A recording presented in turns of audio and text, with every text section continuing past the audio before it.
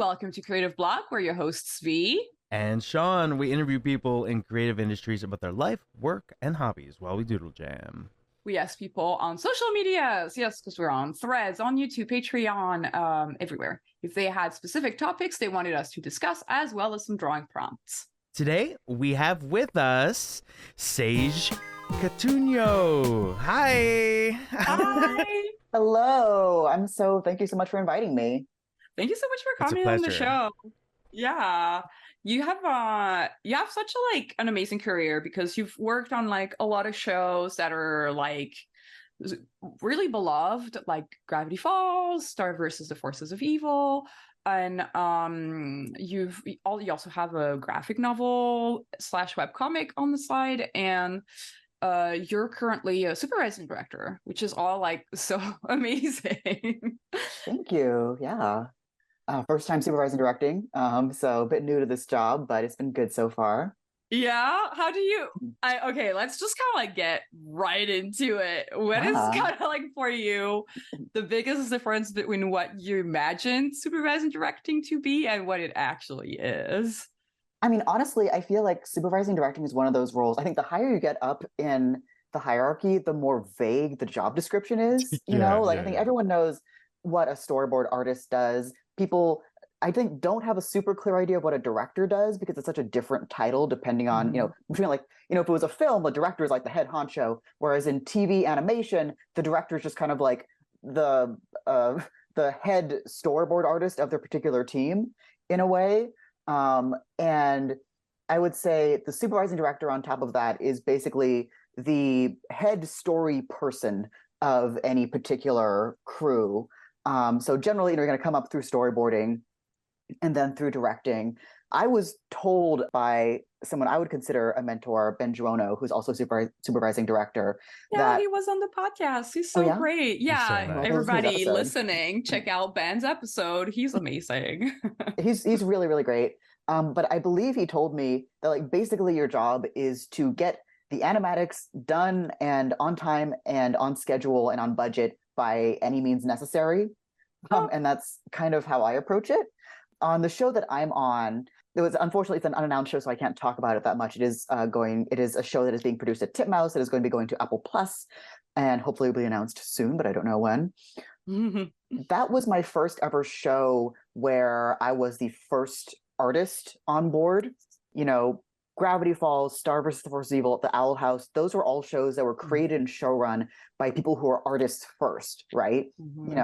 Alex was a CalArts grad, so was Darren. Dana went to SVA. My showrunner, again, I can't give specifics on, she was a writer first. And so she actually can't draw, which is actually very common, especially for adult animation. Sure. But I was not used to coming onto a show where there wasn't already a clear visual creative vision attached to it. And someone who could speak the language of storyboarding, who could speak this visual language. On this show, it was my job to be the top person being able to do that. So in some ways, I was taking on a certain amount of show running duties that I'm used to seeing, my showrunner do, such as, if someone pitches a storyboard, my boss wouldn't necessarily have the skills to be able to speak on that and to be able to give notes on that. So it'd be my job to give notes at that level and then to, talk to my directors. First thing I did, I got to hire my own team.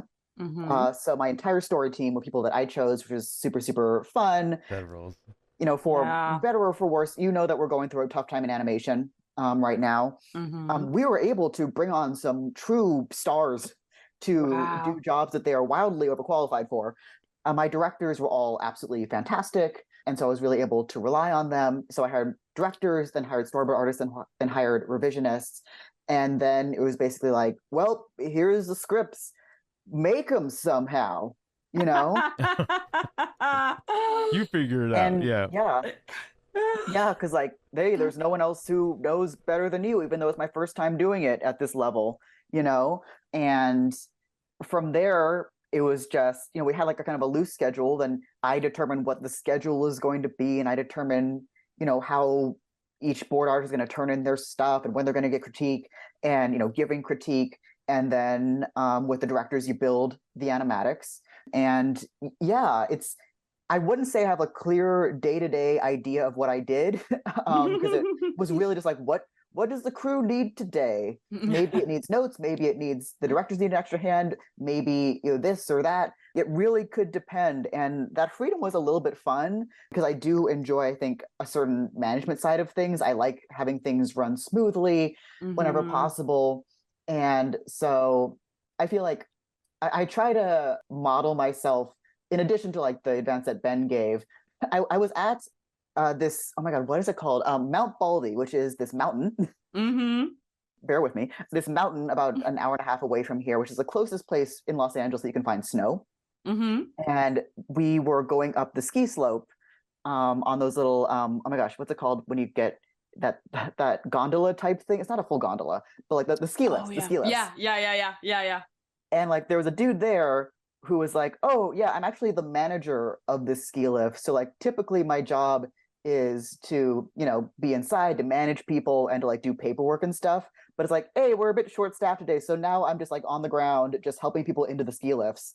And I was kind of like, that's kind of how I want to be. Like, I want to feel like whatever people need from me is what I'll do. If they need me to do revisions, I'll do revisions. If they need me to do directing work, I'll do that. If the board isn't working, they need help, I'll board.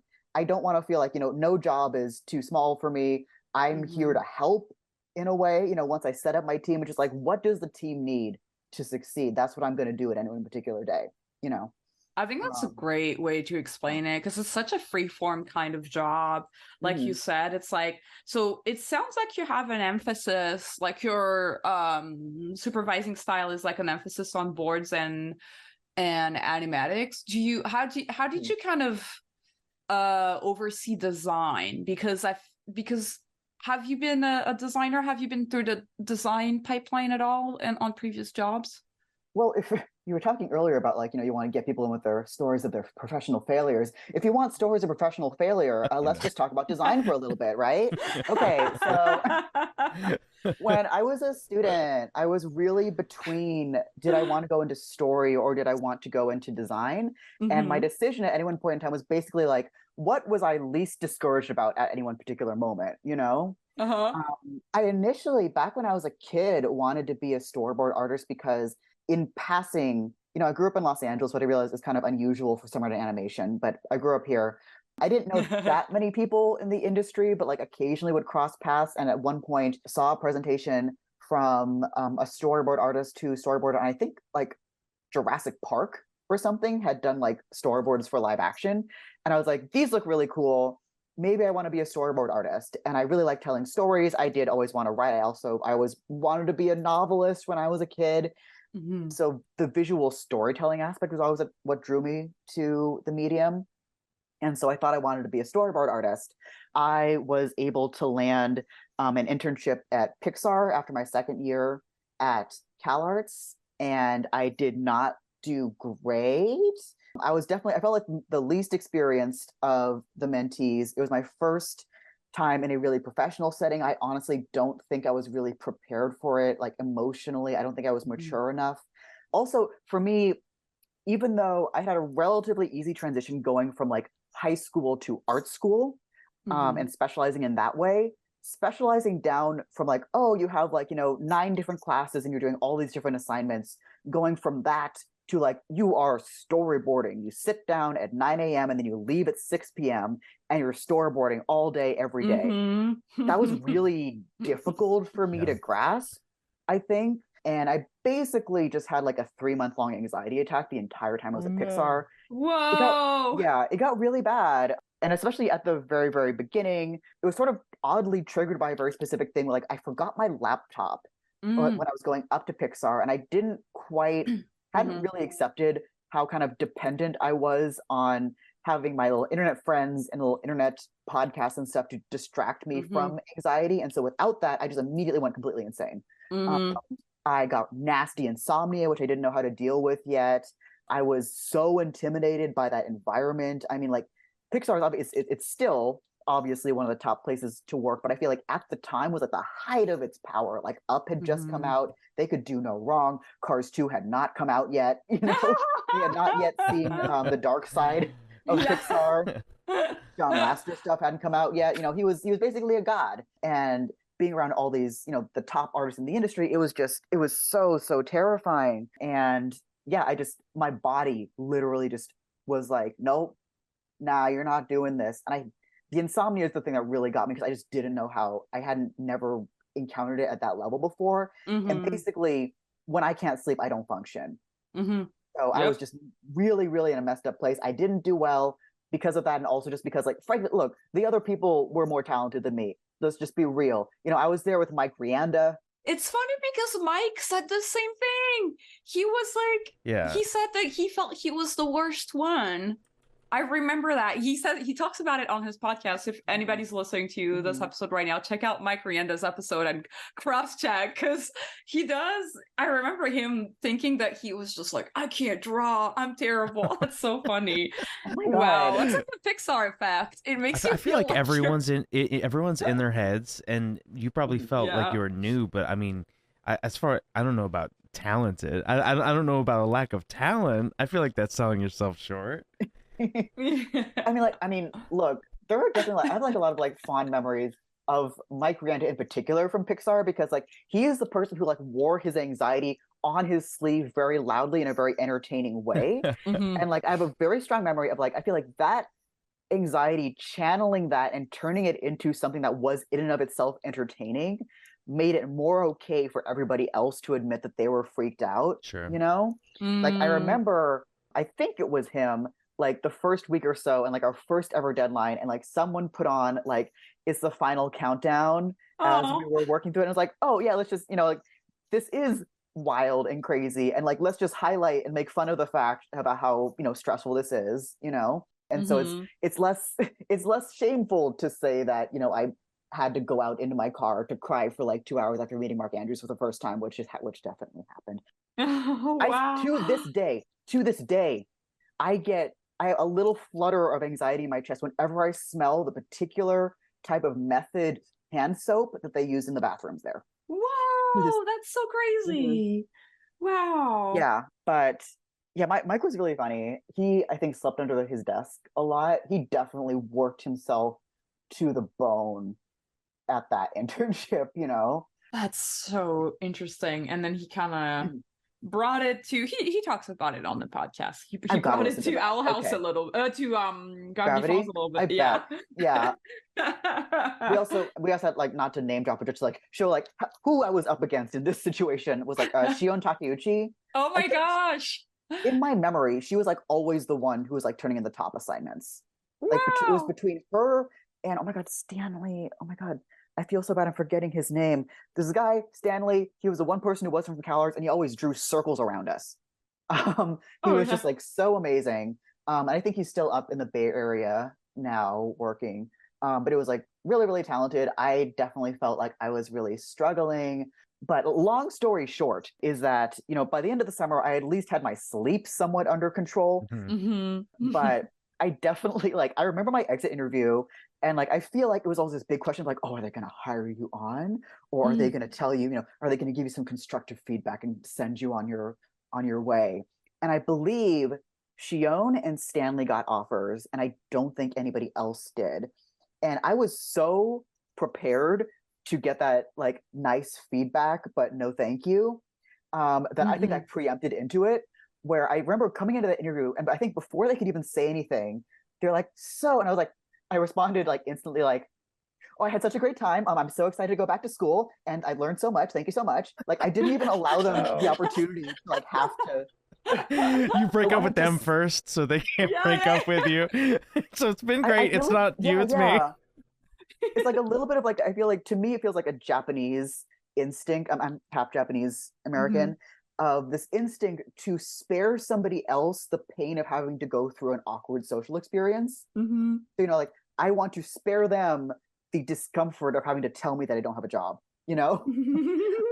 Which I do that a little bit too much. But a long story short is that after that internship, I was like, okay, I suck at this. I can't be a board artist. I guess I'm a designer. So I worked on my design portfolio a lot.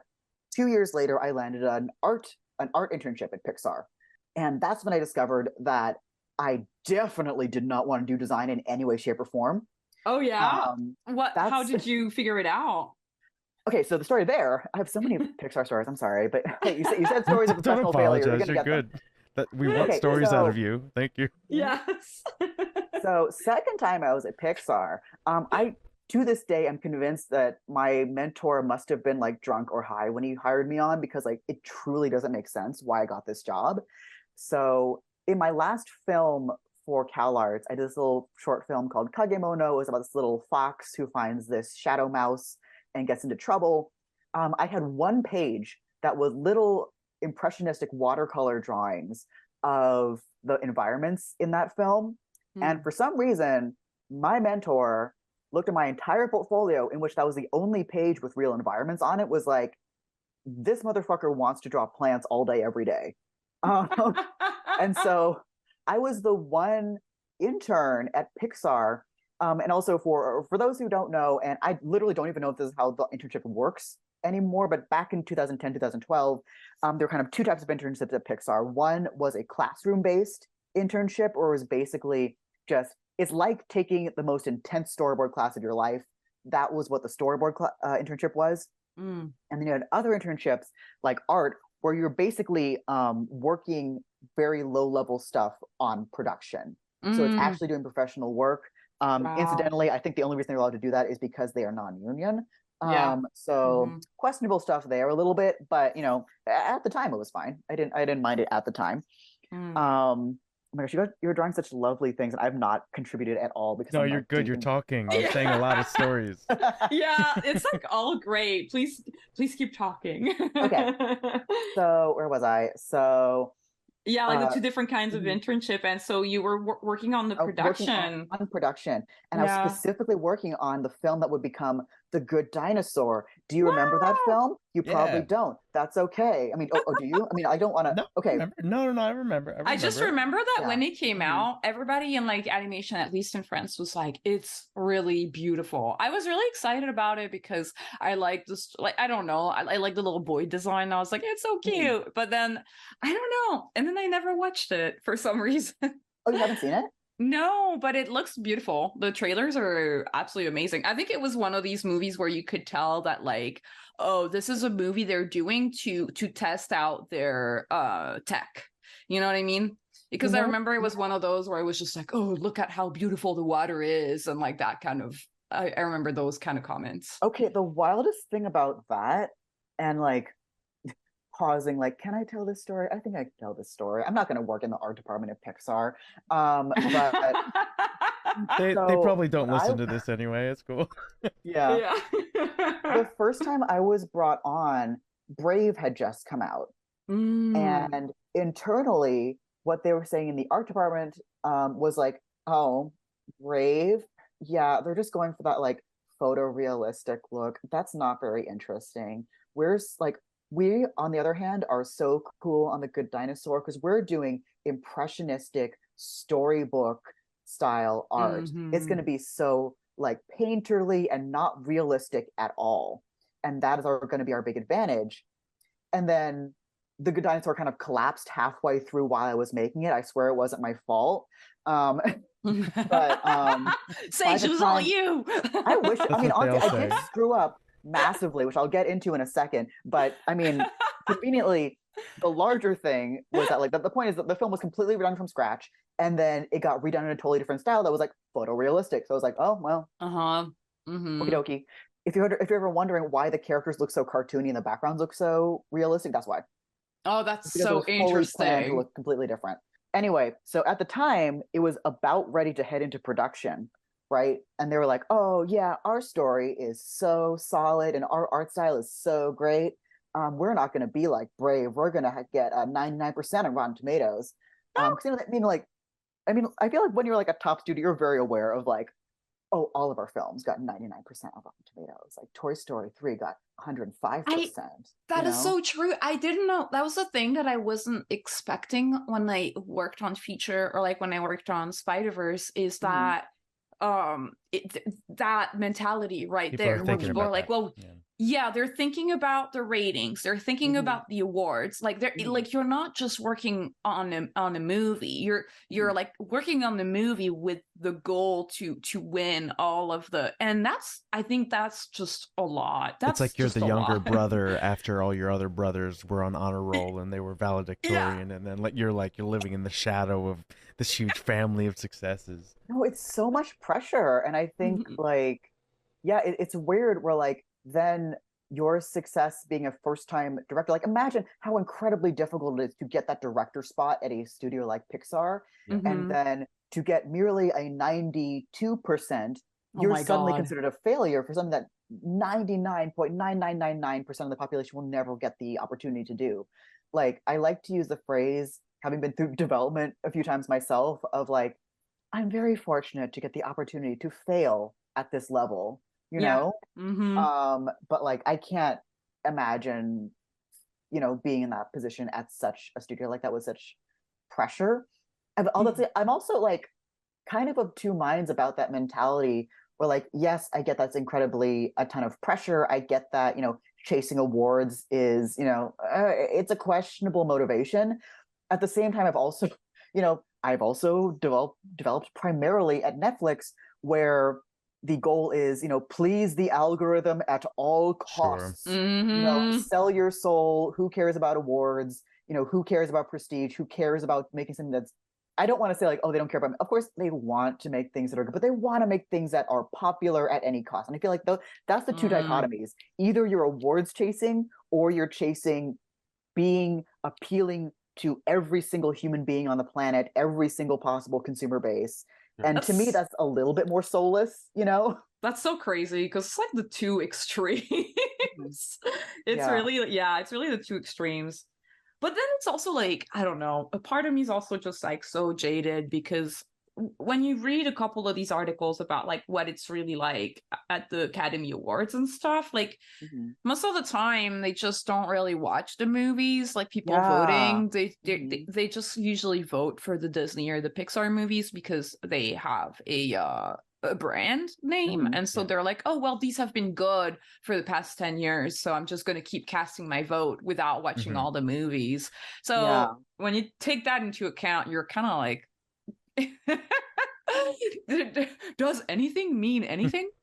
I mean, it absolutely doesn't. I feel like sometimes people get a little bit of a chip on their shoulder, it's like, oh well, okay, I get that Disney is like, the Academy favorite, kind of getting a little bit of an anti-Disney space where it's like, I don't know, like this may be a weird analogy, I may regret this, but it's like, I feel like it's a little bit like being an Asian woman in a dating scene where it's like, oh, it seems like it'd be great because like everybody wants an Asian girl, but like it's actually pretty dehumanizing because like they don't really like you, they like the general concept of the category that you belong to, and I feel like it must be a little bit of a bummer to work at a Pixar or a Disney and for people to just assume that you get this award just because, and probably to actually get that reward because people just assume you must be good because you're Disney. And because at the end of the day, these Academy voters, they don't care about us, Yeah. But I do feel like it is a little bit of a waste to pit studios against each other when like ultimately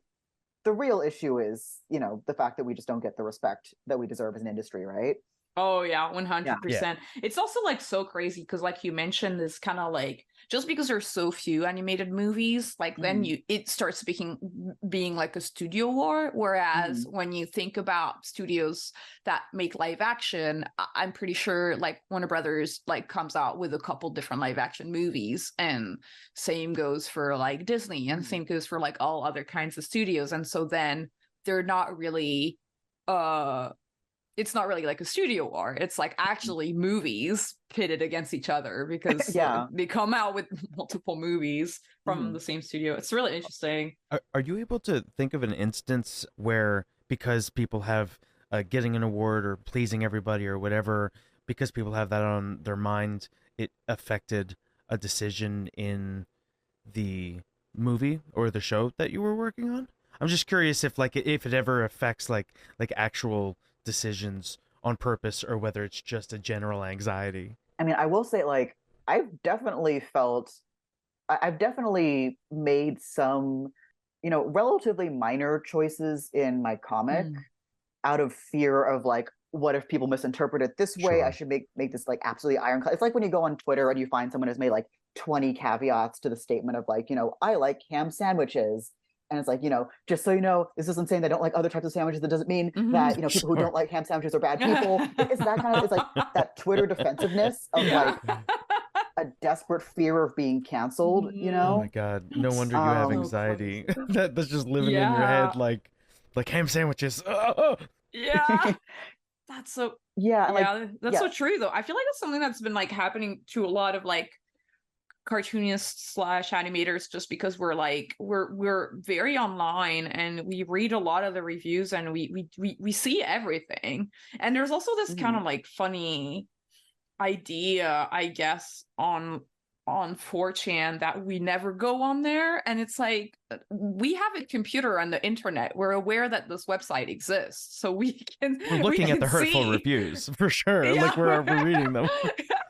It's kind of funny. I mean, I will say I do not seek out negative feedback, because like I went on 4chan exactly one day and I got so stressed out. I was like, nope, never again. Like, I mean, like I'm not someone who's terribly good at avoiding behaviors that are bad for me, but that's the one I've been able to stick with. Like, nah, I can just tell this is like, it's feeding a really nasty, unpleasant, and self-destructive part of myself, and I just can't.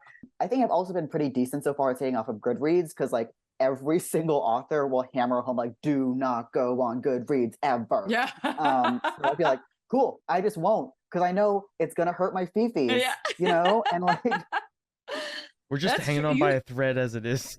The fifis are in a fortress mode. We gotta wall up. It's so true though. I feel like it's really important to take care of yourself as an artist, and I think like that's a really good like effective strategy, because like creating is already so much work and it's already like so draining. It's like like sometimes you just can't afford to lose time from somebody's angry review, and then it gets you like emotional, and then you need a lot of time to kind of like get better, and all of that time is time you could have like spent like creating or like doing more meaningful things. So I think it is really important to find like strategies that work for you as an artist. For me, weirdly, the strategy is like, I found that like leaning into my crass commercialization side of myself, I call this like my Grunkle Stan mode. Like I discovered, like I haven't had time to do this in a while, but when I was still a board artist before I started directing, I did some booths at conventions, like, Artist Alley type things. And I found that I really enjoyed the process of just like standing up. I would stand up the entire time. So like, hey, I can make more sales if I make direct connections with people, and just making direct sales, meeting people, talking, convincing them to buy a product was very satisfying to me. And just like handling the physical product, being able to tick off, like I made this many sales today. It helped quantify, because I think for me, there is a part of me that just like wants to be the most popular dude in the whole world, that everybody loves me and only ever says nice things, and they love me the most of every possible person. And that's, physically impossible to achieve. And I think taking that infinite desire for love and validation that I know on some level can never truly be achieved, through fans or through readership, like you're chasing a false god. I know this on some level, even if it's just like that follower count is just so juicy. But what turns off that side of my brain is taking that infinite desire and just turning it into something practical of like, how many sales can I achieve, and making that quantifiable and turning it from, again, this almost spiritual level obsession into something that is just like business. It's just business. It depersonalizes it a little bit. It allows me to just kind of ground myself in physical reality. And that's what, honestly, this pre-order campaign has really been doing for me. for The Glass Scientists, which is my graphic novel, which is coming out on October 3rd. Woo! And, you know, what I've discovered through the process of moving into the publishing space is that I'd kind of gotten into it because I was feeling kind of discouraged by animation development.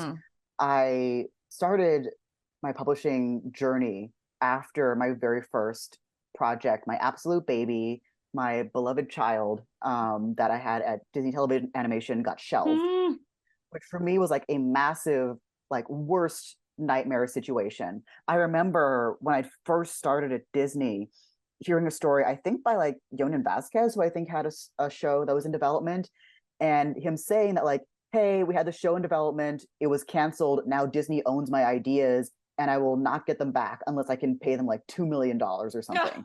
And that was like, I could be completely misremembering that. Yeah. But like that, it's a really high number. You would say. Yeah, yeah, he's exaggerating. Like, but yeah, he's exaggerating, but the numbers, the real numbers that we will not disclose on this podcast are very high. So it is virtually impossible to get your idea back. It's extremely expensive to do so. And that was like, oh my God, I can't imagine that happening to me. Like I'm not someone who generates a ton of ideas naturally. I tend to have like a very small cast of characters I care very, very deeply about. And losing them, ownership of them, to a company would feel like losing a child. You know, it's just dude, so terrible. It's what you said is just so true, because there was like I think it was last February, I was just hanging out with a friend of mine, and I was like feeling really sad and desperate about like pitching, things not going anywhere, and I was just like, I just feel like every time that a studio says no to what I'm pitching, it's like all of my characters die, and it's just so sad, because it's like the only reason why these characters are alive is because you're it's kind of like that Peter Pan, like the Tinkerbell thing where you clap and then they're alive. Believe in them, and it's like, you know, like in the play, and it's that feeling is like, it's so, you're like mourning, you're like grieving, like almost like they're real people, and it's so sad. Well, it really, it's a mourning process. I've been specifically I'm so glad that I was explicitly told. Oh my gosh, I'm so sorry. No, please, you first. Okay, cool. I was explicitly told that like you need to have a grieving process for your project when it dies. And I definitely needed that. I definitely recommend it now for other people if they've gone through development. But the long story short was, like, my first development project had died. I was super, super sad about it. I did not know where my career was going at the time. And then kind of by random chance, a literary agent reached out to me and, you know, was like, oh, would you like to do a graphic novel? I said, hell no. I'm already overbooked. I don't feel like doing something new. But I have this webcomic I've been doing for several years. Do you want to look at that? I'm not expecting anything back. Turns out my agent is like an absolute, like, legitimate fangirl. That's so sweet. And is like a true fan. And she got the comic and was like, yeah, I think this is great. I think I can sell this. So in my head, I was like, aha, this will be the great revenge against Disney for killing my project. You know, goodbye, animation. I'm going to be a famous author. And what I didn't realize is that, don't get me wrong, animation development can be incredibly bleak and it's incredibly difficult to get a show made, but publishing is also extremely broken. And I would say it's not impossible to, like, you can get a book deal without being a famous influencer. I am personally skeptical at this point that you can have a successful book that sells well if you are not an influencer, or if you're not one of these very lucky people who gets one of those like sky high advances. That makes a lot of sense. I think this is so interesting that you're touching on that, because talking to a couple of my friends who got recently a book deal, and like, I did not realize how much work is put on the author to promote the book. And And I feel like this is something that's not really being talked about. I always thought that the publishing house would spend money and advertise the book. And it sounds like the author still has to do a major effort to do that. Would you agree? Like, what's your impression on that? 100%. You know, I think we talk about in animation, like how frustrating it is to see places like Netflix rely on like individual creators to like shout out their shows on, you know, on social media. Like everyone naturally goes like, how could individual artists possibly have the reach of a marketing department of a massive corporation? How are these two things equivalent? They're not. And they're depending on them to, yeah.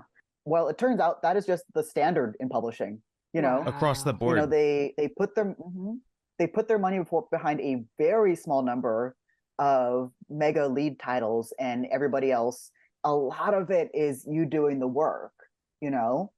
And so I've been very fortunate that because mine was a webcomic beforehand, that I had a certain built-in audience, and they've been very, very supportive of the book, which is fantastic. But I mean, like, it's this weird thing where like, I can't replicate this for anybody else. You know, I can't recommend that you do this very specific route.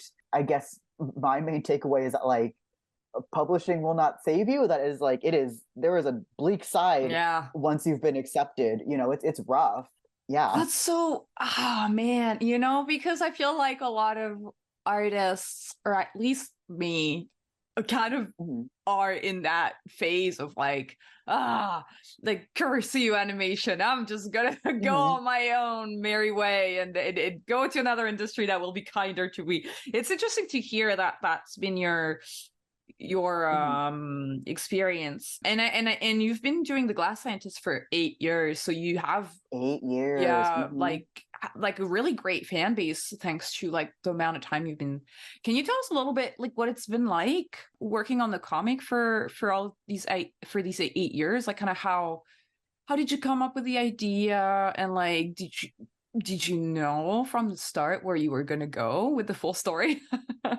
Yeah, absolutely. So I mean, I guess may as well start off with a quick elevator pitch for the story. So The Glass Scientist is a reimagining of classic Gothic science fiction, such as, you know, Dr. Frankenstein, Dr. Jekyll and Mr. Hyde, in an alternate Victorian London filled with misunderstood monsters and bubbling potions.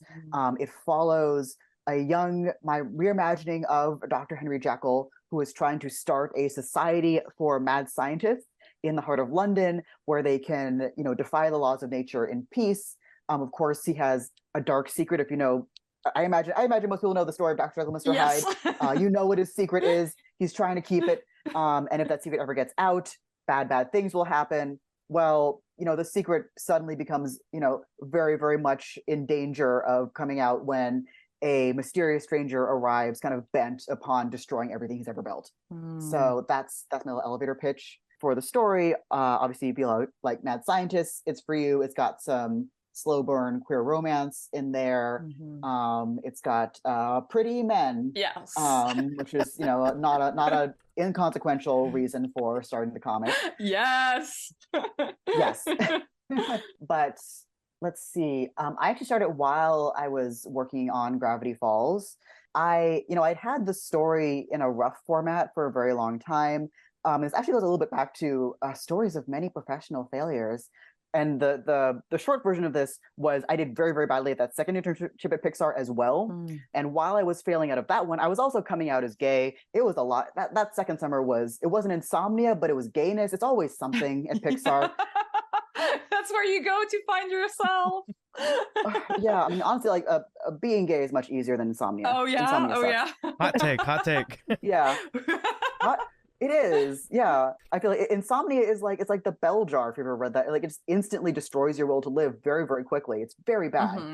Anyway, so I knew that, like, wow, I suck at storyboarding, but I suck even more at design. And trying to draw plants all summer long has made me realize that I really miss the storytelling element of animation.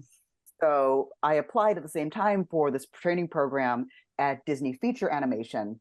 And again, I was like, okay, I'm going to apply to the story side and the art side, but really I want to go into story because the longer the summer went on, the clearer it was that, like, wow, I should not be allowed to design. I'm just not trusted. I should not be trusted with this skill set. But then, the applications came back, and I remember the day, like, the recruiter called me, who was this really sweet dude. I really like him, but like I feel like I probably gave him a really difficult time on the phone, because he's like, "Good news, you've been selected for the art internship." No! And I was like, "But what about story?" And he was like, "Well, aren't you happy?" I was like, "But what about story?" And he's like, "Don't you want to hear about like the silver pass and all the perks you're gonna get?" I'm like, "I really wanted to be in story, you guys. I'm really not good at art." I basically spent the entire internship at Disney just trying to butt in with the story interns, be like, "Guys, this is where I belong. I'm really a story person. Take me with you." I got such bad reviews on my art stuff at Disney too at the final analysis. Like, I think Shiun Kim gave me a 2 out of 10. Oh wow. And like, honestly, fair. Look, I feel like I got there and I feel like I just immediately played dead, because I'm like, I can't compete with Shiun Kim. Yeah. Who are we kidding here? Come on. Learned a lot. That was a good internship, but I was like, I was not going to get hired for that. But when I learned that I wasn't going to get into story, I was like, okay, I can tell I do not have a future here if I'm in the art department, so I've got to get better at story somehow. And, I had read all those books, Robert McKee's Story and Save the Cat, and they always made me very depressed. Yeah. It helped that they tended to very much focus on like traditional films with kind of a straight white dude audience in them, That's fair. Save the Cat in particular just really depressed me to the point I should probably revisit it, because I'm sure there are some nuggets of wisdom in there, but like something about it just really, it bummed me out.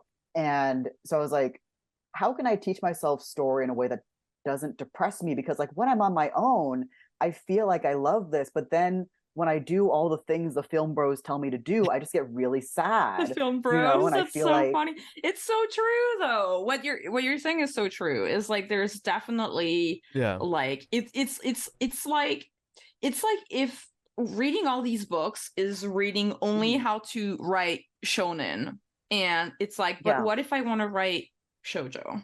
Like a different style of writing, and it's like, nope, sorry, you only get a single genre. I feel like Save the Cat feels like if they're it like every lesson is like, so over the course of the scene, Suzanne needs to go from not needing a man to needing a man, and that's how you know you go from a minus to a plus, and then all of a sudden you have an interesting scene.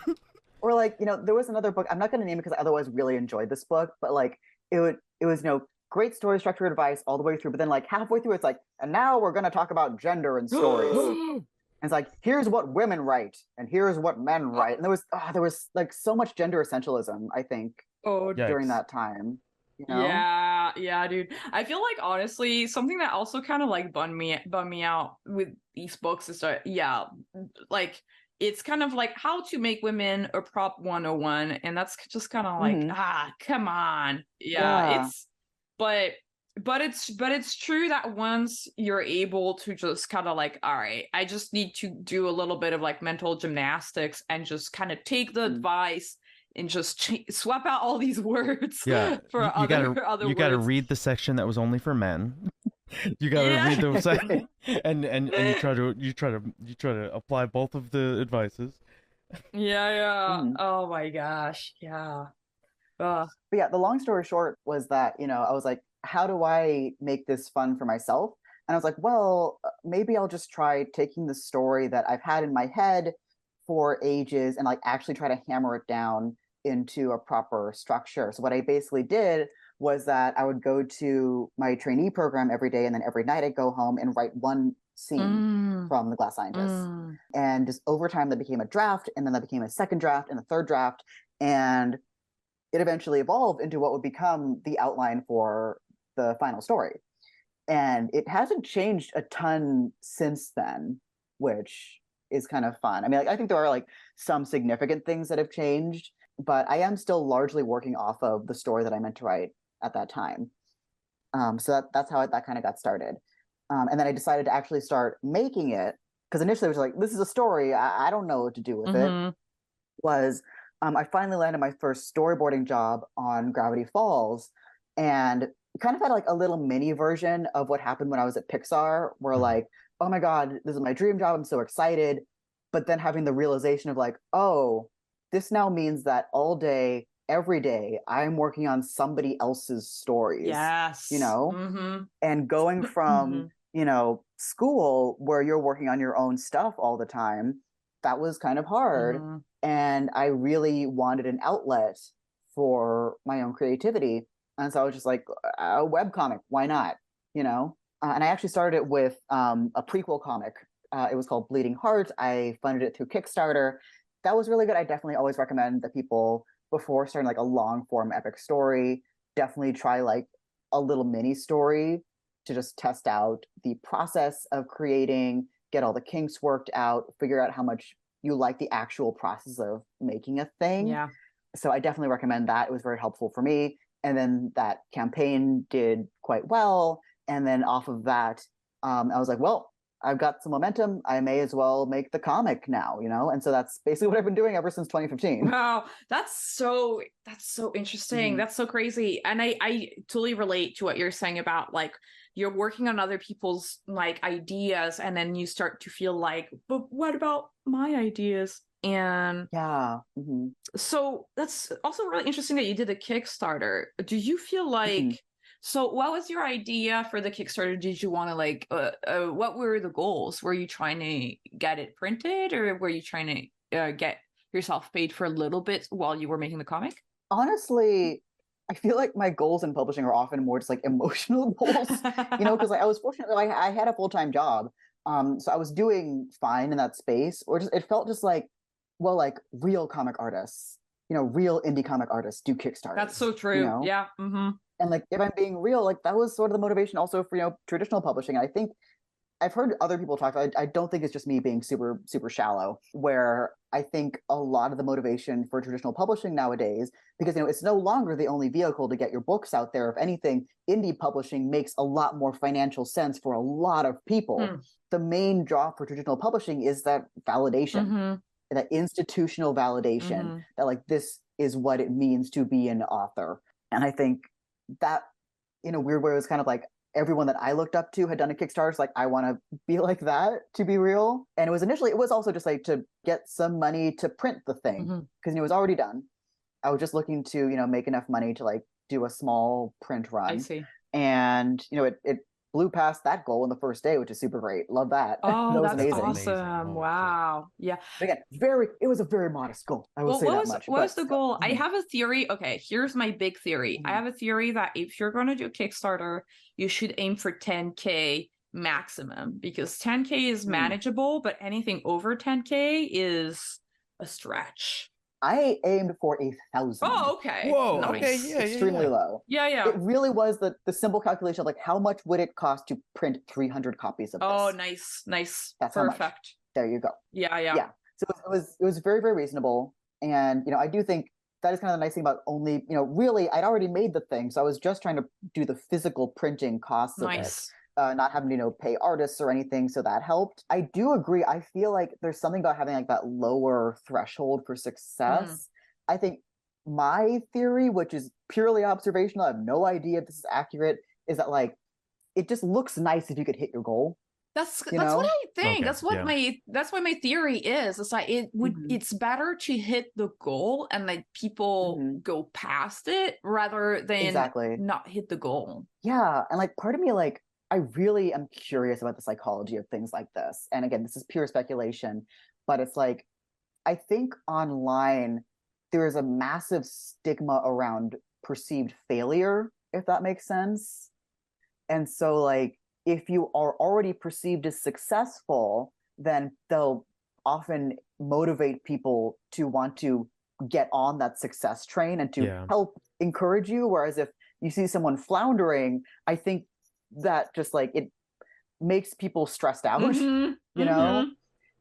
Like, I do feel like there was like an unspoken rule, you know, in social media that like, you're not supposed to talk about your failures, you know, unless you can spin it in an inspirational way, you know?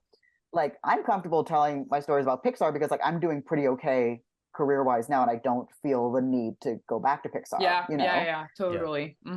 It's my understanding that like, author world is just like this morass of anxieties because people there is this feeling that you have to present this version of success for yourself, and so you keep all the failure inside for it can destroy only you. And I don't love that. That's probably one of my less favorite parts of it. You know, I think there is also an aspect of like there is, and I can feel this in myself as well, that when you are not being successful, when you're kind of begging for people's money or support, for it to come off as a little bit blaming, you know, like, why didn't people support me? What's wrong with you? Why aren't you clicking on this? I feel like it's almost like old school, like Tumblr culture of like, you know, like, why isn't anyone talking about this? You know, if you're a good person, you won't scroll past this. And like, you can't control people that way. You're just going to make people scroll past it faster. Yeah. It feels whiny. It feels like you're watching someone have a breakdown. Yeah. But it's complicated, right? Because like it does require that you are presenting a curated version of yourself while giving the impression that you're being authentic. I think that's what gets to me. Yeah, that's very true. I think that's very interesting, the way you phrase it, because that's very true. You're trying to project this image that you're you and quirky, and it's 100% the real person, but it's not. Yeah. It's like, where does that failure go? It's like Dr. Jekyll and Mr. Failure. Like there's like a secret like failure inside that's like, oh, you know, like just waiting to pop out like 30 years down the line. I mean, I think that was also like one of the reasons I was drawn to the story of Jekyll and Mr. Hyde in the first place, and something I really want to capture in my own version of Dr. Jekyll. I think so. A lot of adaptations of Dr. Jekyll and Mr. Hyde lean in on this kind of like angel and devil kind of version of them, where like Hyde is this like impossibly evil dude, and Jekyll is like poor, cowering, sweet, innocent man. I saw Dr. Jekyll as almost the more powerful one, where like I want to do a version of him where like he starts up the story almost completely perfect. You know, he has like the best social skills. He is so articulate, so gentlemanly, so perfect. He smells good. Everything is good about this guy. And then I wanted to slowly peel back all the layers to reveal the juicy, vulnerable little heart inside. So that was like, that's something I find interesting, because I think part of it, like, I'm probably some shade of, you know, neuro, not typical. And I have a really difficult time in real life seeing past the surface version of people, I think. And I think that's what draws me to fiction in general, that it's like, you know, you can't just go up to somebody and ask what their darkest secret is, but you can read a book and like they're going to tell you, you know, and like that is so fascinating to me, because I just don't pick up on that stuff very easily. And yeah, so that's something that I like in fiction. And then conversely, what I find so kind of scary about social media, you know, where I think there are people who understand how to navigate that space and understand, you know, the masks that you have to wear and the layers of irony and this and that. Oh, that is just not me. I can only operate, the closest I think I come to being able to operate in that space is that I just receive influencers and YouTubers and this and that and whoever I follow. I take them at face value, and then I just kind of understand as like an underlying belief system that I actually don't know these people at all. Yeah, you know? I see what you're saying. It's really interesting that you mentioned that, is that like because you have to be doing like that gymnastic of like, okay, I'm watching this video and I feel like I know this person, but I have to remind myself that no, I don't actually know this person. Yeah, that's really interesting kind of relationships that people start forming. Where where you feel like you know them because so much of them is public, but that's only the public facing. You're only getting to know Dr. Jekyll. Everyone has a Mr. Failure in there. Exactly. Right. Yeah. And I don't know, I think it's like getting up there into those like supervisor roles, and also, you know, being in the position of a creator with a readership. I also try to be very aware of like the dynamic within that. And, you know, there's so many stories of like, you know, Justin Roiland type stories, et cetera, like, you know, people who really like abuse their fan base and take advantage of that position of power. And I kind of, whenever possible, want to do the opposite of that, where I try to keep a little bit of like a professional distance from folks, not out of a desire to be like, oh, I'm so much better than you, but just kind of like, I'm aware that there's a power dynamic, and I don't want to even accidentally take advantage of that. You know? Yeah, it's really, yeah, and I know exactly what you mean, because sometimes like it's this weird thing, because it's like as a creator now you're kind of expected to interact with your fans, or if you don't interact enough, then it's kind of like people lose interest because they want to have that relationship. But then you also have to, like you said, be very like cognizant of it. And I've definitely, like, even with like the Rodney fan base, sometimes I'm just kind of like I have to be really careful, just because I'm like I want them to know that I care about them because they're the fans, so I love them. But I also want to be like, I can't be your best friend. Like, this is not healthy. I know. Yeah. Yeah. I feel like, yeah, but I just feel like there's a recurring theme here that we come back to over and over again, where it starts at how like when we're one person making a thing on our own, the society and the audience perceives us to be a company full of people, and so their critiques hold us to the same standard, which makes getting the critiques extra harsh. And then on top of that, we're the promotion department. We have to promote everything, even when we're working on another thing. We're expected to bring our promotion department, and now we're the HR department too, where we have to keep our personal lives separate from them so nothing inappropriate happens. It's just interesting how people have to like companyfy themselves in order, like you have to keep that like professional wall there when you're like you were talking about how when you work and you have to, and you keep a wall up and handle it, you know, like a business, like what are sales, what are whatever, in order to emotionally shield yourself. It's so interesting. Yeah, I mean, I feel like everyone kind of has like a public facing persona if they have like any kind of interaction with any kind of fan base. I feel like the one I have cultivated is just like exhausted worker. You know, I mean, I'm not sure if you can see behind me, like you right behind me, and I realize that the podcast listeners will not be able to see this. I have a growing kingdom of cardboard boxes behind me. I like to get myself into like absurdly bizarre professional situations of just like, I have to ship 1,000 little packages out to the people who pre-ordered my book, and just the exhaustion of having to do that is actually quite healthy for me in combating the existential fear of launch day. You know, the fear of failure, it turns out, does have a threshold, and it cannot survive 1,000 little packages. And I feel like that's the persona I also come to with like social media stuff of like, I don't love the idea of TikTok. I don't like putting my face out there. I'm never somebody who is going to be able to do like cute little skits about my book. That's never going to happen. I can't explain it. For some reason, that is the breaking point for me. But I will do 50 videos of like, look how messy my apartment is. My life is a disaster. Oh my God, why did I put myself in this wacky situation? Like, that for me is funny. I agree. I don't know. I was just like talking on stream the other day about how I relate to Asmongold. Like, he's a streamer that like doesn't take care of himself at all, and people were like, you cannot relate to him. He's never eaten a vegetable. Like, he ate his first vegetable live on stream, and like it's super ridiculous. Okay, that's a lot. That's a lot. It's like I remember watching one of his videos where he's like, yeah, I just never go to the dentist. It just has to hurt real bad before I. It's like it has like. Oh my God! Yeah. But I think for me, I think it's kind of like that thing, that like kind of like trope that I also really like. It's kind of what you're describing about yourself, where you're like, oh, look how everything is just so out of control. Isn't that so crazy?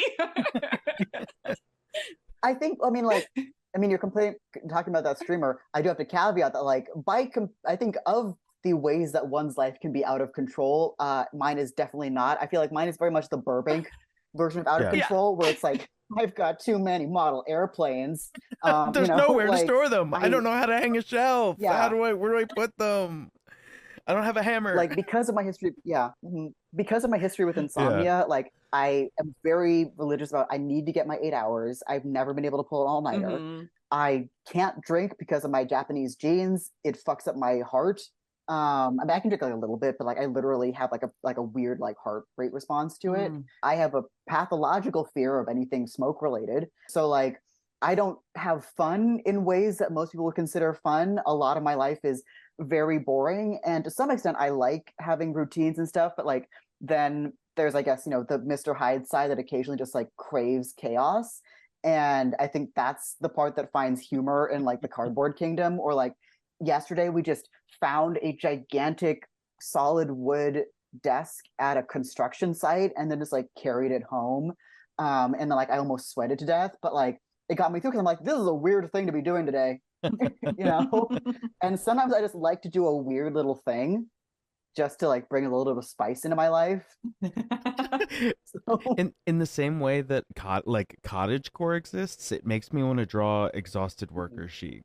like as like either as a fashion sense or as like a workspace. Oh yeah, absolutely. That's so funny. That's so true though. I feel like I don't know. Sometimes I wonder if it's like a millennial thing, right? Like the exhausted worker. I feel like now I'm always worried about how the new generations are going to like react to like our dear tropes, like our dear millennial tropes. Like, because I appreciate that trope a lot. And I feel like now it's just like, no, you got to do some self-care and just like touch some grass. Oh yeah, absolutely. I mean, like I feel like millennials already cringe. It's already happened. I don't know. I feel like to me the worst thing would just be like trying to pretend like you're not cringe and trying to be like forever young. Oh yeah, that's true. I would like to age like with some decent level of grace if possible. But I'm trying to stay bussin'. I don't know. I feel like to some extent. Well, that is your journey. Join me on my journey to stay bussin' on my TikTok. It's just like a daily journal where I'm like, okay, I'm gonna try to stay fresh. We're doing research today. I mean, like, I say that I just want to age gracefully. I think earlier this year I went back to therapy for a little bit, and that was actually very, very good. And she was really getting me to work on my work-life balance. And I think that was actually really helpful. Like the fun little trick I came up with was that like, I work all the time, every day. I feel like the character I relate to most is Carmi from The Bear. Very much of just like, I had to Google fun the other day. I'm like, yep, I know that. Yep, got stuck in the fridge because you were too overwhelmed by too many things you had to do and just decided to do none of them. Relate to that. But I came up with a strategy of, I found that if I just try to tell myself, no, you need to take more time for yourself because you deserve it because you're a loving human being with value. My brain would go like, fuck, you're not. Fuck you. That's bullshit. That sucks. Get out of here with that like wishy-washy nonsense. But if I told myself, no, you're something much more important than a human being with value. You are a worker and you deserve your lunch break. You cannot give your time to the capitalists. You need to earn yourself back. And I was like, yes, I have a state mandated personal hour. I'm not allowed to work. And that was working for a couple months.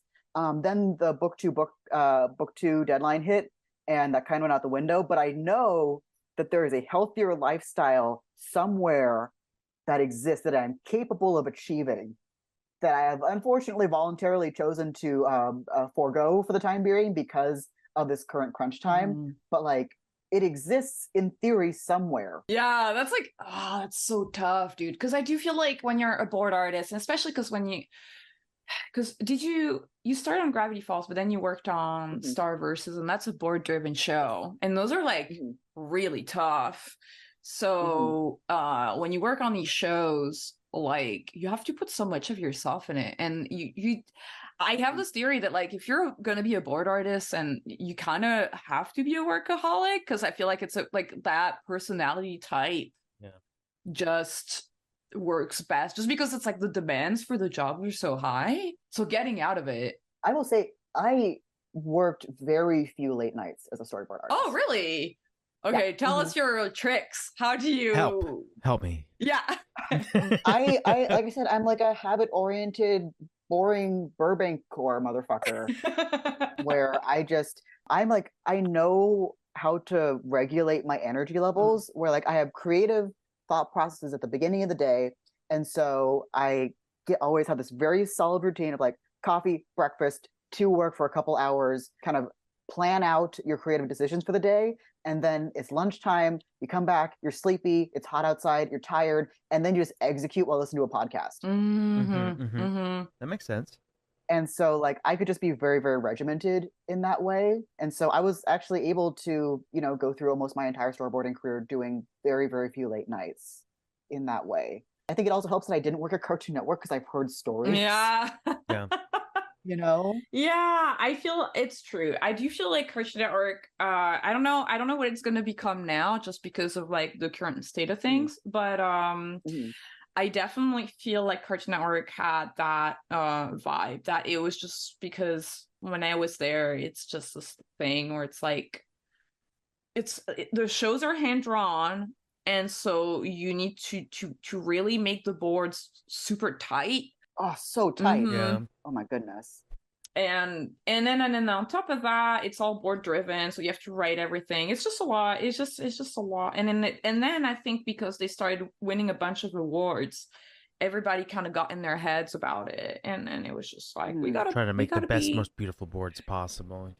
Yeah, it just got to be this thing where it's like it's got to be better and better and better, and then there's a moment where it's like you can't keep the growth going forever. You have to at some point be like, okay, just stay at sustainable. Well, I think that the late night thing comes in a little bit more when you're trying to balance working on a show and your own artwork. Yes. And I think a lot of people. Yes, that was definitely the case for me. Yeah, I mean I think also a major reason possibly why I didn't do many late nights at work was that like, well, I got to go home and do my comic, you know. Sure. And as a result, I still have worked a ton of late nights, but on that specifically. I do think there is something to being able to switch gears a little bit, you know, and I think I feel like I still get like a little bit indignant about the idea of having to work late at my day job, you know, or it's like, no, this is for me work night time, me. You know, you're robbing me of my art time. Yeah. You're robbing the night worker. Exactly, right? Yeah. It's so true. That's so good that like, oh, man, that's so good that the comic helped you do that, because I feel like it's interesting because you're saying that you work on the comic at night, and I think a lot of artists, we were just having this discussion on Discord with the creative block patrons, where sometimes it's really hard to find the energy to work on your personal work like at night. How do you psych yourself up to be like, all right, now I'm doing the comic? Again, like it could be just I am a very habit-oriented person, number one. Number two, I do think once you get into like a groove, if your brain just expects like, okay, it's time to go home and then snap into this other mode, that helps. So having like a regular schedule helps. Also, again, kind of like how I regiment out, you know, morning work is creative work, afternoon work is like grunt work. I would tend to do all of my more intense work, the roughing out stage, on the weekends, and then weeknights were for inking and color work. So just things that were like a little bit more brainless. And again, you put on a podcast, you put on a show, and kind of mentally it was like, oh, I really want an episode. I really want to watch an episode of, you know, How I Met Your Mother. Guess I got to draw, you know? So really linking those two things in your brain is really helpful. Though I do kind of want to highlight that, like, I think there have definitely been times when I've been kind of a little bit mad at the comic for robbing me of my 20s to some extent. And I think, you know, like, what if I'd come out as trans earlier? What if I'd have had more normal dating experiences that weren't constantly being, you know, shortened by, you know, oh, got to go back to work, you know? I mean, I think there's a decent amount of chance that, like, I think in the years before I had the comic, I was just like a huge bitch all the time and was like, I hate staying out late. I hate going to club. I hate all of this. This all sucks. And so I'm probably just like projecting out this like fantasy euphoria version of what it would be like to be young and do nightlife things. And in fact, in reality, I almost certainly would hate it. But like there is still like there's a sense sometimes of like lost youth, you know?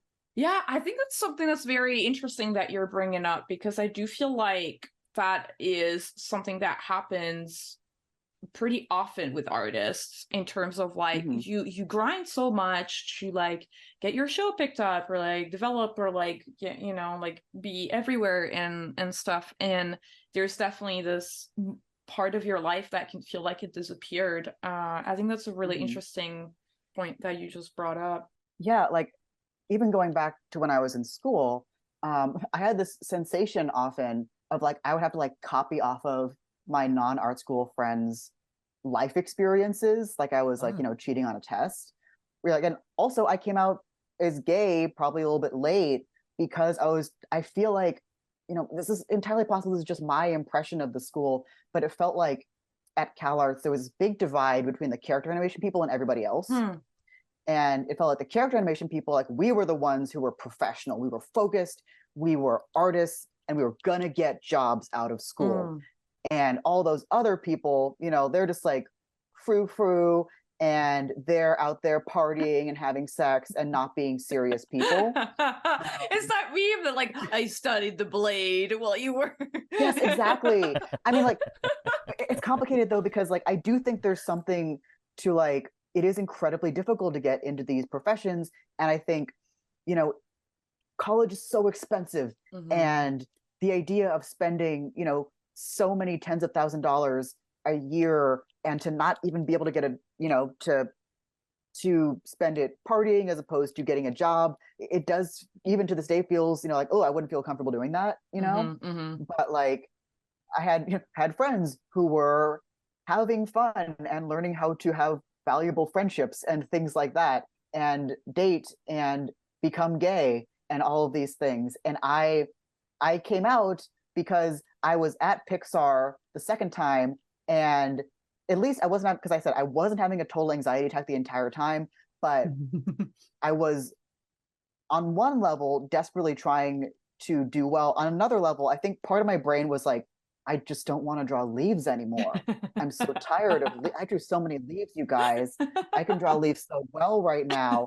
But like there was this one time when they had me like redraw a fern for a whole week, and I couldn't look at ferns for like 5 years. So there was a level where it was just profoundly boring, to the point that a casual crush on a friend finally bloomed into something closer to an obsession in a way that finally forced me to come out as gay out of pure boredom, possibly. I was finally so bored with my internship and drawing leaves that I just had to be gay. But like I was out, I feel like I came out after every one of my friends came out, because in my brain I was like, no, being gay is for people who don't have a job. Okay, that sounds ridiculous, but like, it felt like hot take. Yeah, I mean that sounds okay. To explain that in a more sensible way, it's like I love it. I didn't know any gay people growing up, and I think you know, we never talked about sex, we never talked about dating, we never talked about, it wasn't like taboo in like a religious way.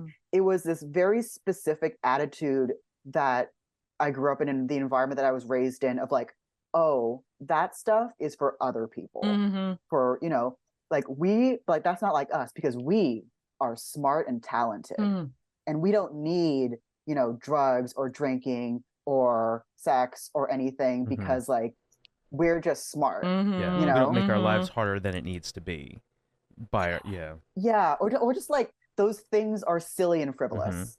You know, that's not important. That's so interesting. It's so funny that you mentioned that, because there's definitely, especially in like philosophy and like in a lot of like a stoic type of philosophy. So it's like, all right, no, we're just gonna think like important thoughts, and we're just gonna do important work. And you know, it's kind of almost this thing where it's like, I'm a spirit and I'm not a body, so any earthly desires is just like it, in a way, it's a little bit like Christian too, in some kind of a way, where it's like, oh, this body is tied to anything. That's really interesting. That's really interesting. Because it does tie with the work and like the ethic and like all the workaholism and everything. Oh, it's absolutely tied to the workaholism, 100%. I mean, I feel like that is now like a major like philosophical difference between me and my parents, who, you know, grew up in the boomer generation, I think very much had this impression of like, oh, I was a misfit, but because I worked so hard now I have value. And like capitalism and capitalistic society has kind of validated me in a way that perhaps I didn't get, at home. But, I think now millennials and younger are like, nah, like capitalism does not always validate you. It does not owe you anything, and your hard work will not necessarily be rewarded. But I was very much brought up on that meritocracy space, and yeah, I think being gay was just seen as something that was like silly, and specifically self-absorbed is the one that comes to mind. Interesting. The most, yeah, it's like of like oh, you just can't, like, you're so obsessed with yourself that all you can do is like navel gaze all day about who you have a crush on. Like that's so silly, that's so stupid. And gender even more so. I mean, I don't think that was even like on the radar, but like I still have to kind of fight off impulses of just like, oh, you just want to be special, you just want attention, you just want this or that, which is hard because like I also, in addition to that, want attention and to be special. It's so true. It's so hard. It is like so hard to kind of like undo all these like little knots. But I feel like as an artist, you do kind of have to have these thoughts, because creating in a way it's a little bit of a selfish act. Like you have to be so invested in your ideas and have like a certain level of, I wouldn't say narcissism, but at least delusion that like my ideas are great enough that I need to pursue them. Yeah. I don't know. I had a figure drawing teacher when I was in high school who I'm probably completely misremembering him. And I feel bad if I'm wildly misquoting this poor dude, where he would talk about, I feel like a lot of when you're teaching like high school level kids, I think especially, a lot of what you're trying to do is to get them out of their comfort zones and to get them to take risks. Because like, look, the vast majority of people who have talent but aren't professional artists yet, I feel like their biggest flaw, and this is definitely the case for me, was being kind of too conservative with your work. Wanting to stick to poses that you can hit. Drawing thing. If you're afraid of backgrounds, you're just not going to draw backgrounds. If you're afraid of drawing hands, you're just going to avoid drawing hands and just avoid. And as a result, your work is going to look, safe, and it's going to look samey. You're going to see yourself repeating what you perceive as your strengths over and over again. And so it's a big thing to get people to take risks, to be bold.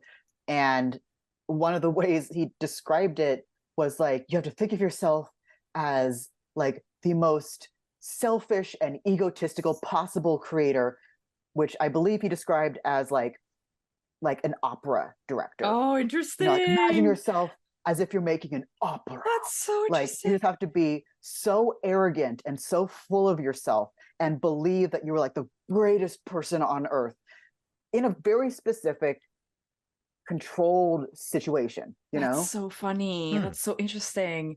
I love this analogy because it's take true. Yourself very seriously. Yeah. And kind of like that whole thing where like you don't like to not worry about being too grandiose, I guess. That's so interesting. Yeah. And like I feel like even in like a very physical way, like imagine yourself like doing a figure drawing, and I think as a beginner a lot of times they look very stiff and they're very carefully carving out these little lines, worried and about making a mistake, so careful and so tight. And what you want to get to a space when you're making these like these big whooshy lines, and you're loose with your arm and with your pencil, and you're getting this energy in there, and you can't do that unless you have this arrogance in this very specific creative context. My arm rules, it's definitely gonna do the right motion. I think I definitely I do that sometimes when I'm struggling of like, I'll definitely earlier this week I have to do these illustrations for this like little vampire story that's going to be in book 2. They're supposed to be like really fun and sexy and spicy, but as I was like, I'm so exhausted I just don't have the energy for it. So before kind of figuring out how I was going to thumbnail those things, I just watched some like song sequences from Moana, which is like I think some of them for me the most fun and bold song sequences I've seen in a really long time. And that kind of like gets me into that energy space of like getting you up and energetic and excited, and also like excited to create. So that's really, I think that's really interesting that you mentioned that about like being excited to create, because it's definitely something that you have to cultivate as an artist in order to psych yourself up, because I feel like when you draw so much all the time, like it can be easy to just like feel like it's just work, and then you're like, okay, I'm not going to do this tonight because I don't have the inspiration. But like like watching inspirational sequences is a fun little trick to overcome that. Yeah, absolutely. And I think the part that I'm still struggling with as someone who like is pretty regimented about, getting to work and staying consistent is more just like, how do you be a human on top of that? Like how do you maintain personal relationships? How do you avoid just like being in a little cave? I feel like, I don't know, are you guys familiar with the musical Sunday in the Park with George? I'm not. No. Okay, so Sunday in the Park with George, it is a Sondheim musical that is very much about the creative process. It is a fictionalized story about Georges Seurat, who created that like famous pointillist painting. And it's basically about him and his quickly deteriorating relationship with his girlfriend, who is just like, why are you always working?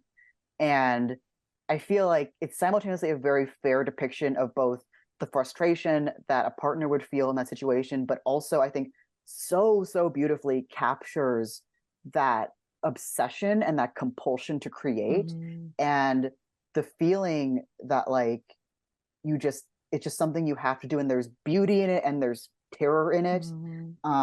But just I don't know, like sometimes I feel like a little bit like an insane monster for having this particular work ethic, where I feel like I'm someone who, I don't know, like I might want kids, I might want this and that out of life. And, I feel like you're told that like, it's not, when you're on your deathbed, you're not gonna remember another day at the office. You're not gonna remember, working more. You're gonna remember your relationships. But I remember the work, and like, it's funny, like for me, that's the hide part that I'm genuinely kind of afraid to some extent of sharing with folks, is that like I feel kind of broken in that way, just like why don't I care more about things I'm supposed to care about as a human, it's so funny that that you chose Jekyll and Mr. Hyde, because a lot of like, it seems like there's a lot of like themes in your life that really go that like hit close to that story.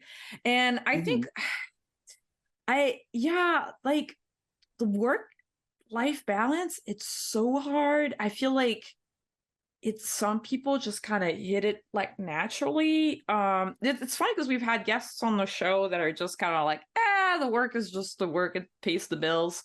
And then we have guests like you who are like, I just like working is it's like a really important part of my life. And it's that thing where it's like, I don't know if you feel that, Sean, as well, but like, for example, for me over the summer, I took a very long break, like a month and a half, and I hadn't done that in a really long time. And there were moments when I was bored and I was like, this is such an uncomfortable feeling, because I usually just work all the time, and so I'm never bored because I always have something to do. And I think like, so I go back and forth so much thinking what it's going to be like when this comic is finished, right? Oh, yeah. Because again, I've been doing that. When it's done, I'll have worked on it for 10 years straight. That's a whole decade of my life. Wow. Yeah. I feel like I think to myself often that like, it's very silly, and this is going to sound like a left term, I swear it's not. Like, it's very silly that like conservative transphobes talk about like irreversible damage when of going on HRT and like transitioning, when nobody talks about the irreversible damage of starting a goddamn webcomic. Like that is 10 years of my life that I'm never getting back, and I'm just allowed to just do this. I know. It's so funny that you mentioned that. Yeah, it's because it's that thing where it's like you said, you're bringing like value and production to the world. So that's like that's like something that is more acceptable in the way society works right now. That's so funny and interesting. Like, yeah, so where was my psychological evaluation? Like, why wasn't somebody being like, oh, are you sure this isn't some underlying issue you're trying to work out? You know, like you realize that making a webcomic is not going to solve all your problems, right? Yeah, it's like telling a therapist that, and they're like, oh, this is a red flag. We should talk about this. You're trying to start Exactly. a webcomic? Oh, yeah. okay, this is a warning sign. I feel like comedians do this joke, but about like podcasts. Sure, yeah. Oh gosh, yeah. You're talking to yourself all the time oh my in gosh. a room? Yeah. But oh my gosh, I had another point that wasn't just me just reaching for that joke of but I try to envision what my life will look like when I don't have this comic, and like part of me is just kind of like, oh, you're gonna have so much free time, you can't even imagine how much time you'll have to take care of yourself and discover other hobbies, and have a nice beautiful living space. You'll have an Instagrammable life. It's going to be so great, you can't even imagine how great it's going to be. And there's another part of me that's kind of like, you're going to just want to do another goddamn story. Yep. I think it's that like, dude, I'm so worried about that postpartum blues. It's just kind of like because when you filled your life with so much of it, it's like, for me, it definitely feels very similar to what I imagine parents feel, where it's like you have this like project that took years of your life, and just like when they're like leave the nest and they're like, I don't know what my life is anymore. The good thing about webcomics is that you can keep having them come in forever. That's true. Yeah, the quote unquote cool thing about webcomics. Yeah, it sounds like, yeah, it's cool. It's like Sisyphus he's rolling the boulder up the hill. Like, it's cool, I can just keep rolling this boulder, and I just can always do it. I'm always pushing this boulder, and I love it. I'm the only one that's gonna do it. I mean, like, there is like an upside to it. I mean, like, again, when I had my first development gig killed, when I had my second and third one killed, when I had my fourth one killed, I'm gonna keep going. I've experienced a lot of development. This is what happens when you develop while there's a massive industry turnover and Netflix implodes. But yeah, can you talk a little bit about development and what that's like, just kind of like to demystify it a little bit? Totally. Yeah. So on one level, development is incredibly simple. How to get a development gig is technically you make up a concept, you write like a 10-page document being like, here's my story, here's some characters, here's some episode ideas, and then you message a development executive being like, I have a story, can I pitch it to you? And they say yes, and then you're like, here's my story, and they're like, yes, we want to develop it, or no, we don't. And then from there, you get a deal. That incidentally, there'll be huge gaps in between these things happening. It'll be 6 months before you hear from them again, but then you make a pilot, and then what that is you write a Bible, which is a larger version of that pitch you did, and then you write a pilot outline, which is an episode outline, then you write a script for that pilot, and then you make some character designs, and then you then you storyboard a pilot, which is surprisingly similar to just boarding out a regular episode of TV, except that it is coming from nothing. And depending on how cheap the studio feels like being, maybe that's all you'll do. Maybe you'll actually get like a pilot episode made that is fully animated. Most studios don't do that anymore, but in theory, that used to be how it was done. And then you'll show it to the studio heads. Maybe they'll focus test it, show it to some kids, and then based on what the studio feels like greenlighting, what the focus test says, what the market is saying, what the economy is like, what this or that happened, what the head executive ate that day. Depending on a whole bunch of random factors, they will either say, yes, we want to make this, or no, we want to shelve it. And that, in theory, is the entire process of development. Where it gets tricky is that it's my understanding that not just anybody typically can pitch, because in theory there's thousands and thousands and thousands of people who want to pitch at any given moment. Now, anyone, if you go to Hollywood, it's a cliche to be like, everyone's going to walk up to you and be like, have you read my screenplay? You're like, everybody's got an idea. We all know this. So like there is a bit of a culling process. I understand it. I am not super familiar with this side of things, because one of the ways you can get into a position to pitch is to be already working at a studio. And then periodically, development executives will be looking for people to pitch new ideas, and they can literally just walk up to some artists on a crew and be like, anyone got an idea? And then that's your in to pitch. That was my in to pitch. Or you could sign with a manager, which I ended up doing after my first development deal fell through. And then that manager will help set up relationships with executives. So you probably need to like build a relationship with an executive some way or another, whether that's working in a studio or, you know, signing with a manager. So you need the getting that foot in the door is a little bit of a tricky process. Trust you. Yeah.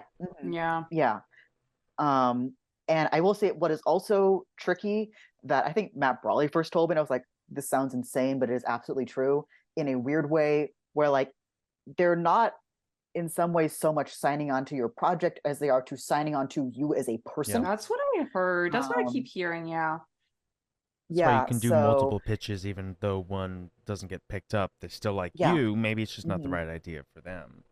Yeah, and like that's very difficult to describe.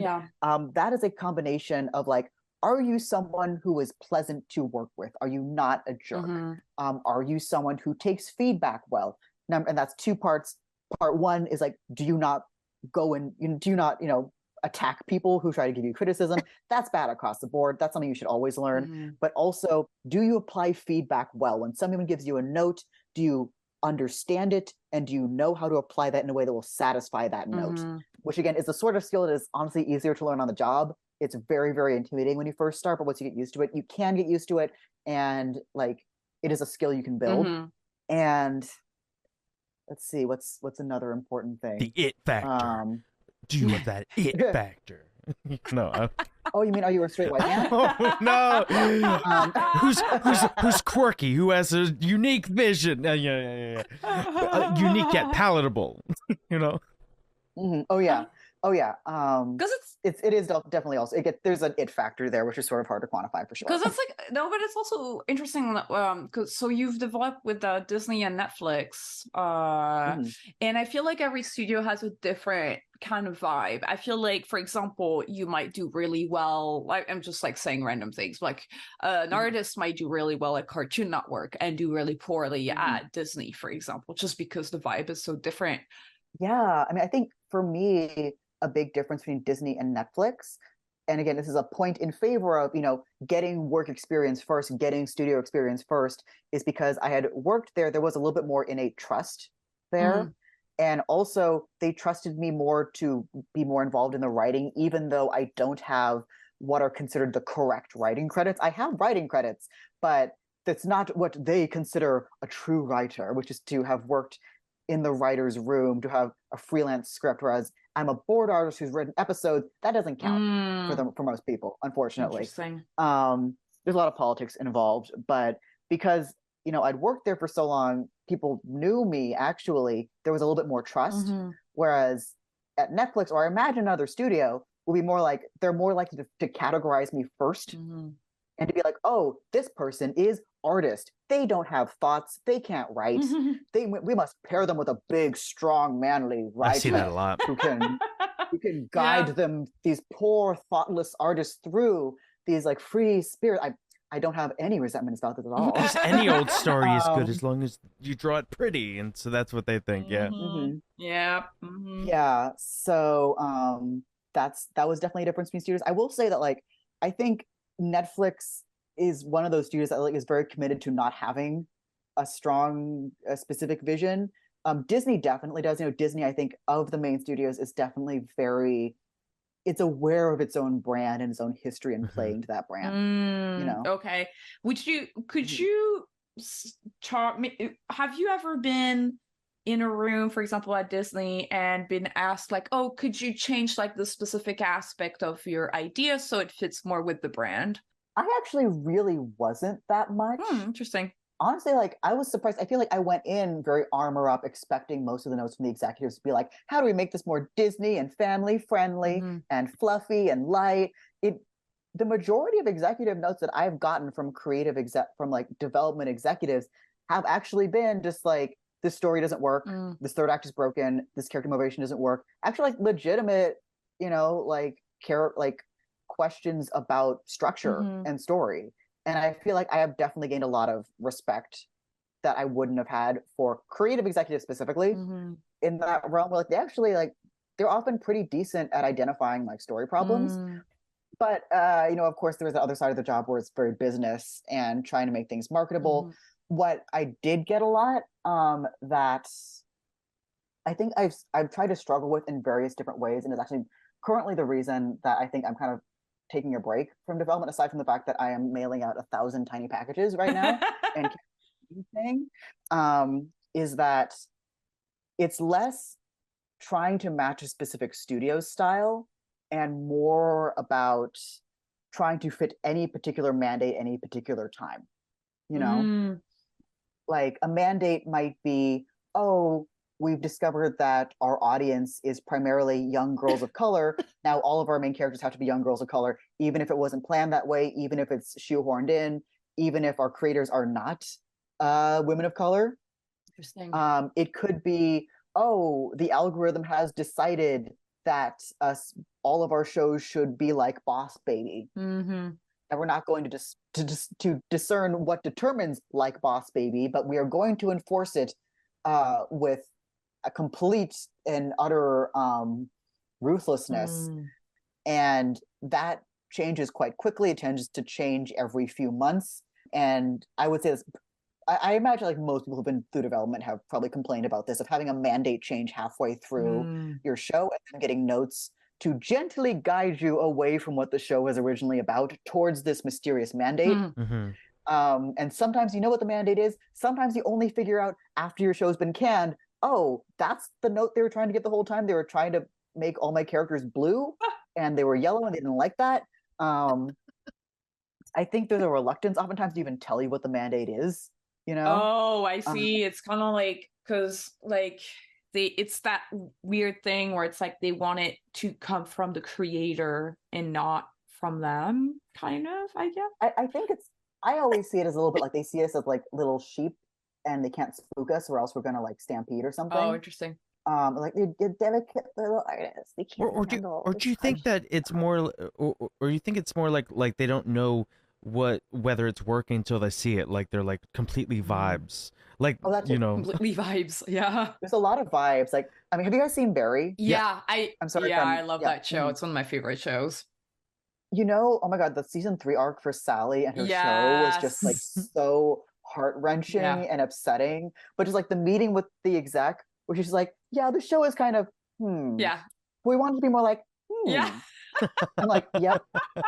That was so good. We've all had those meetings. Yeah. It's so funny. Yeah, but it's interesting how that's definitely interesting how like pitch kind of like vibes like it's one of the reasons why for a lot of pitches people set up like general pitches, because before you even pitch a show, sometimes you want to know like, what is the studio even looking for right now? Like I like when I first started pitching, I pitched to Nickelodeon, and they were like, we want nothing but 2 best friends. 2 best friends. They love forever. Best friends. 1 billion pilots, 2 best friends. It's funny because Nickelodeon is such a weird studio to pitch at. I love Nickelodeon. It's still one of my favorite studios that I've worked at, but they're very skittish. I didn't realize, because they're always like, we want pitches and we're doing this shorts program and we're doing all these things. But then you pitch and you talk to everyone and they're very skittish. They're like, oh yeah, we love it. We love it. We'll get back to you. It just seems like they never pick up any of the pitches, is what it seems like. It just seems like they make a billion Nickelodeon pilots. Nickelodeon is kind of notorious for that. I still love Nick, even though they're so weird.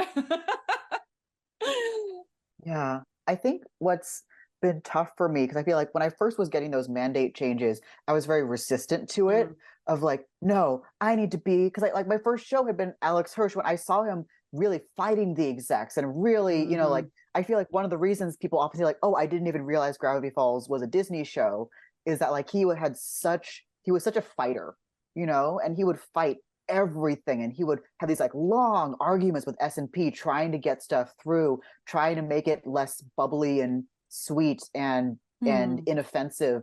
And I think in his particular case really succeeded. But what I'd kind of internalized, like, oh, that's the way to do that. Oh, I see. What I hadn't realized is that, like, one of the reasons he was able to do that is because he's a straight white dude. And also, by the time that I was seeing him do that stuff, he already had a hit show. It was already a hit.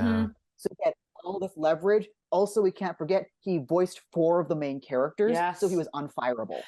That's something. I mean, this is before Justin Roiland again. So no, yeah, it's that's so true, that what you mentioned about Justin Roiland and how they like, everybody was like, oh, that he's never going to be able to leave the show. Like, they're never going to be able to fire him because he does a voice, and they finally found a loophole, and they were like, nope, we're changing your voice.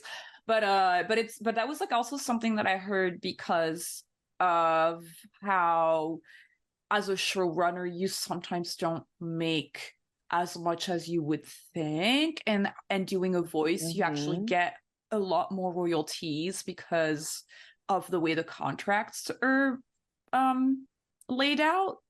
So it's not only for job security, but it's also for like residuals that you would get more of as a voice actor rather than as a showrunner, which is interesting. That is true. I've heard like whispers about that. I've heard a couple of things in that space, not really enough to speak confidently about it, but I can definitely see that being the case. But anyway, so I'd heard, like, my experience was like him and fighting. And so I thought that was the way to do things, not realizing that I'm not a straight white man, and also that the studio had very much changed since that time. You know, the long running head of the studio, who had been the studio head under when Gravity Falls was being made, had left. There was a new regime in town. The new regime was much more market testing and demographics and doing the thing that is best for the studio. It was no longer creator driven. And so fighting is not a good strategy when you're up against the algorithm. You know, it is just not. And so, you know, ultimately the things I fought on, I feel like, again, there was a mandate change halfway through. I don't think there really necessarily was a version of the story that would have satisfied that mandate. It was too different. The mandate was basically Loud House. Oh, that's so interesting. All the studios want to make Loud House. They wanted the Loud House. And like as a result, like there's just no version, no shade to that show at all, but like, it's so not my sensibility. There's just no world in which that is going to happen with me. To the extent that, like, I think shortly after my first show was canned, I met with development for Cartoon Network, and they're like, oh, we really want to do just like light sitcoms right now. And I just kind of stomped around for a while. I'm like, oh, fine. You want a sitcom? How about a sitcom set in a Japanese incarceration camp? That's how one of my pitches got. I developed a pitch that actually, like, it's not set in an incarceration camp, but it is a light fantasy story where the villain is anti-Japanese racism set in the 1930s. But like that was me grouchy, like, you want a sitcom? I'll give you a sitcom. This is the darkest sitcom ever. Yeah. That kind of energy at the time. So I was never going to make a Loud House in that space, but definitely looking back, I'm kind of like, I was fussing and trying to put my foot down on things that really were not worth it. And then the second time around, I was very much like, oh, I'm really going to try and hit this mandate, and I'm going to try really hard. But again, mandate was way too far removed from anything that it could be. The fundamental premise was not friendly to the mandate. And then by the time I got to my most recent project, I was not only trying to hit a mandate that was actively wobbling around as I was trying to hit it, to the point that I wasn't even being told what the mandate was. And I was also supervising, directing full-time at the same time. And so like I wasn't even able to like focus what my true intention was, and was trying to wrangle co-writers and like get everybody on the same page. It was so frustrating. A hot mess. And so like I feel like at this point I have gone so much in the other direction of trying to be accommodating and trying to do the notes and trying to fit the mandate and understanding that executives are under a lot of pressure and trying to make the jobs easier for them, that I really feel like I kind of lost touch with my voice, you know? Yeah. And so like I feel like I'm gonna need to take a break, just focus on the Glass Scientist for a while, just focus on like, God, you know, screw trends, screw algorithms, screw market data, screw all of this, and just like what kind of stories am I naturally drawn to? Yeah. You know, because you can lose track of that. Yeah. That's so true. I think it's very easy to lose track of your sensibility and who you are as an artist in animation. You definitely need to pay attention to yourself, to your creative self. And there's some pitfalls there working in pitches too long, because when you work in pitches and you're working in that space all the time, you're very used to being very accommodating to notes and compromising and asking like, is this okay? Does this work for you? And then when you're working on your own stuff, you're like, oh, I'm the only person to give myself notes. Do I go with the thing that is going to make the most people happy? Do I go with the exciting thing? And that gets kind of scarier. Like you can like lose yourself a little bit there. I think where the tipping point started to happen to me into kind of like being accommodating enough to get by, but then kind of like pushing a little bit towards like loss of confidence was, I think the most demoralizing times are when you put your foot down, you push for something like, no, I believe in this. I feel so strongly about this. And then seeing it just like thud. And then perhaps seeing, you know, someone do the note and that getting like applause and just kind of like, maybe I'm just stupid, you know? No. Just like maybe okay. So story, so for my second project, it was a musical project. It was super, super fun. That one is actually, even though like the first project was my baby, the second one is actually kind of the saddest that it didn't go through because it was just a super fun project and I got to do a demo song for it. Wow. And for that project, I got we got to audition composers. Wow. And so we got 6 people writing the song that was going to be in the pilot.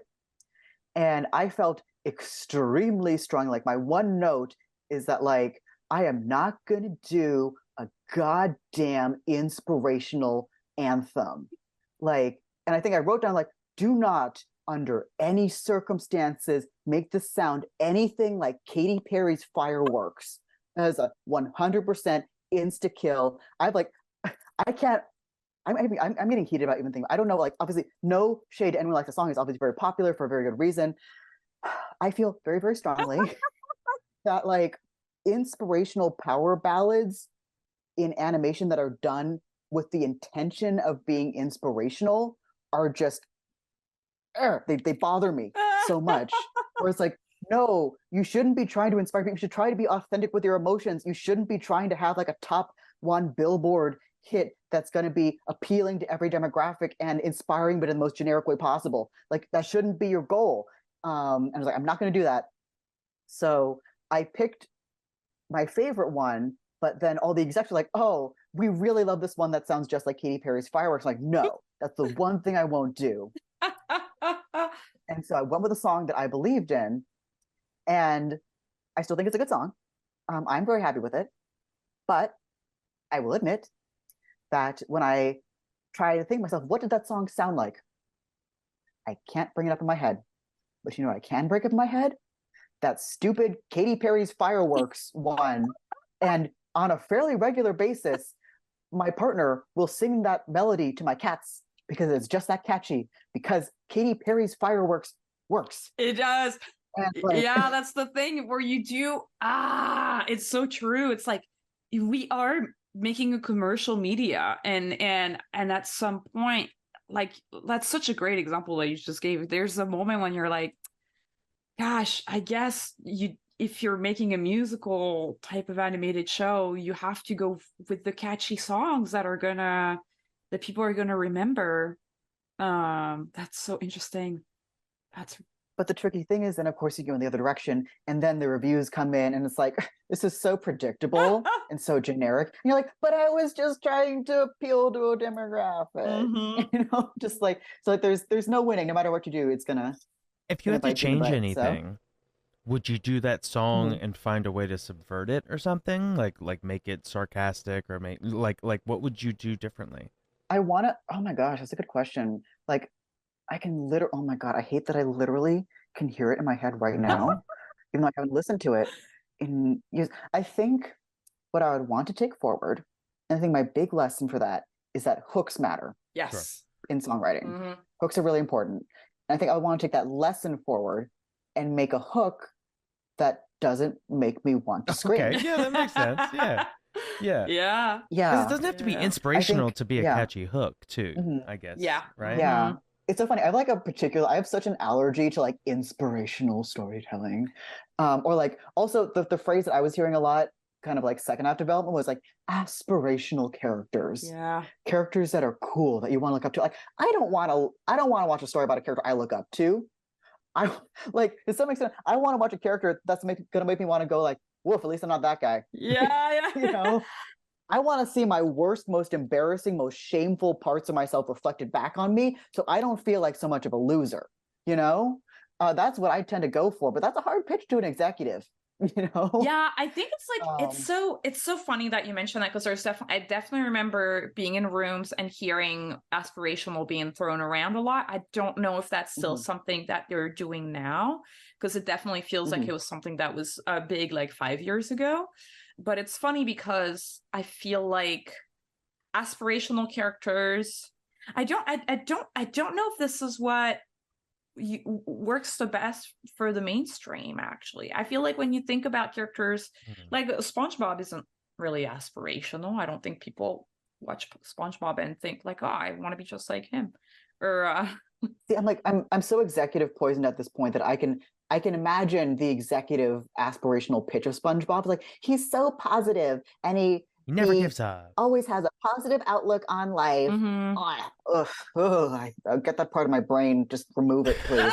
I feel like there's a way to do, instead of aspirational, relatable. Like that's totally me fucking up, or that's a person that looks or acts a little bit like me, and it makes me feel like I could be in this world or whatever, and that makes sense. But having someone who's like, I'm the cool kid, I'm always wearing the coolest stuff, hey Arnold, I have the coolest New York apartment room, and everybody wants my room, whatever. Yeah, that's not why you watch Hey Arnold. Exactly. The room, yes. I was like, yes.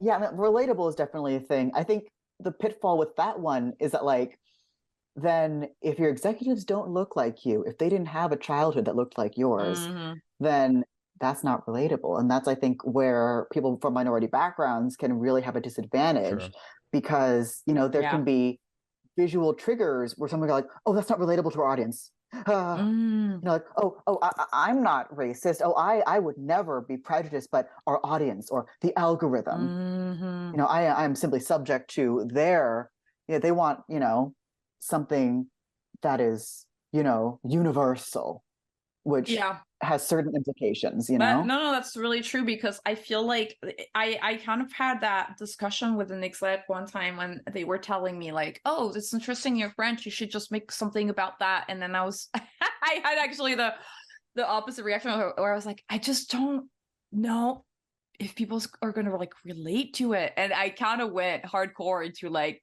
let's just kind of lean into the white suburbia kind of thing, and I feel like, even though there's like they'll be just like, no, we want the thing that's you, I'm just kind of playing it safe by being like, because I have lived in American white suburbia, so I can kind of like talk about it enough that it feels real enough in a way. And it's kind of like, it's an interesting thing, because I feel like that's kind of like the because you are making the content primarily for the US, and then it get exported out to the world. But that's really interesting. I think there's a podcast, not a podcast, it was a YouTube episode from this video essayist who is called, oh my god, I'm blanking on their name right now. It'll hopefully come from me. They're a bisexual, non-binary creator, and they cover a lot of kind of like the intersection of like queer media and capitalism, which is very bleak, but like a real just kind of like splash of reality cold water. And they had a theory where it's like, yes, we're getting all these queer characters, getting all these queer stories, we're getting Heartstoppers, we're getting, a million first gay characters at Disney. But there is a certain pattern to what kind of queer stories are being told, what kind of queer characters are being featured. And their belief is that a mainstream studio will never make a queer story that is not secretly for a straight audience. That makes a lot of sense. Yeah. That, like, or at least that doesn't alienate a straight audience. Yeah. And oftentimes that can be in the space of like, oh, well, this has to be somehow educate queer, straight allies and how to be a good straight ally. Or this needs to be a really wholesome story that shows a very wholesome, version of queerness. And so there's a limit to how much they're willing to go. And there's a certain story that is going to be propped up over others. Not that people can't enjoy those stories, not that those stories can't be wonderful and authentic to the people creating them. But from the capitalism point of view, there are some stories that will be told and some won't. And I feel like this kind of goes back a little bit to what we were talking about earlier with social media, and like they want you to be authentic, but not too authentic, And I feel like that also has definitely gotten me down in the past of like, with my first project, I kept my personal stuff really kind of close to the chest and was encouraged to like, oh no, explain very explicitly your personal background, your ethnic background, your, minority background, and how that has contributed to you and your vision, which that does mean that when your show gets shelved, as the majority of shows will, it feels like they're actually shelving you as a person. Yes. Yep. It's as if they've encouraged you to slowly just kind of like tear yourself open and show your guts to the executives. And then they just looked at me like, nah. You're not like, relatable. That's hard. Yeah. That's really hard. You're not relatable. That's so hard. It's really hard. It's really hard. I think a part of me kind of like wishes we could go back to a time when you don't have to put so much of your personal life into pitches because of that feeling, because of that, what you just talked about. Like when you get turned down, it's like, oh, like my life is like, and then you have like crazy things happening, like the Primos, Oye Primos, the debacle, where it's like, wow, well now this person has put themselves out for everybody to just like tear apart online. That's just so tough. And then people are like, your lived experience is racist to us. Yes. Yeah. And then it's like, fuck. Like, I mean, like, yeah, it's a mess, and it's made so personal, and it's weird because it's such a different point of view of making cartoons than like Rocko's Modern Life or something. Like I'm trying to imagine them saying the same stuff to like the Rocko's Modern Life guy and being like, okay, so you're gonna want to make sure that we put your ethnic background into this and your religion. Like let's talk about that. Like how did you grow up? Do you have any trauma? Like put that in there. And yeah, I don't know. It's like they want it to feel so real and relatable, but the thing is like the more related, the more of you put into it, the less universal it is, the less of a blank emoji it'll be that people can put their own experience on. You're making this character so specific that there's going to be people that are like, I don't, this doesn't make sense to me, I wasn't born this way, whatever. Yeah, absolutely. And I think what I would love to happen is if studios, I think pushing for authentic stories from authentic perspectives, the positive side of that, it is kind of the few times when they are actually incentivized to give platforms to people of minority status. Before that, it could be enough to seem to have a very diverse set of stories, but they're all run by middle-aged white dudes, So I do think in many ways the push for authentic representation is a lot better than the alternative. But it puts people in this incredibly vulnerable space. And I wish that when studios said, we want to support authentic creators, we want to support diversity, that one of the things they were willing to acknowledge is that there is a lot of hatred in the world. There is a lot of trolling. There is a lot of, oh gosh, you know what? I don't even like, okay, I'm going to actually pause. I actually don't love how I phrase that, because like, I don't want to imply like every criticism of a creator is like, oh, it's just haters, or like it's hatred. That's ridiculous. A lot of criticism is, perfectly valid. Oftentimes people who are even reacting in a shitty way, there's usually like some basis for it, or like, I would argue that, caveat not being Latinx of any kind, I'm not, will not speak for anybody, but like, it's my impression that like a lot of it was just like, oh, like people from, Latinx backgrounds can have very, very different experiences, and they may not be aware of the different versions of experiences, and therefore perceive, Natasha's as inauthentic. So I don't think it was coming from a bad place necessarily, but even within that, I think there's a very toxic way to react to it, where the pattern I saw online very, very frequently was, people had like a list of things that were bad about the 30-second clip that they saw. And what people could just do is just toss out those 10 or 3 of those points like a punchline whenever anyone tried to argue against it. And it wasn't a real argument. It wasn't a real discussion. It was more of a joke, It's like, yeah, well, it did this, this, and this. I mean, come on. I think that bums me out, the quipification of discussion online, that I don't love. I feel like that is not really having an authentic conversation. It is just kind of one-upsmanship.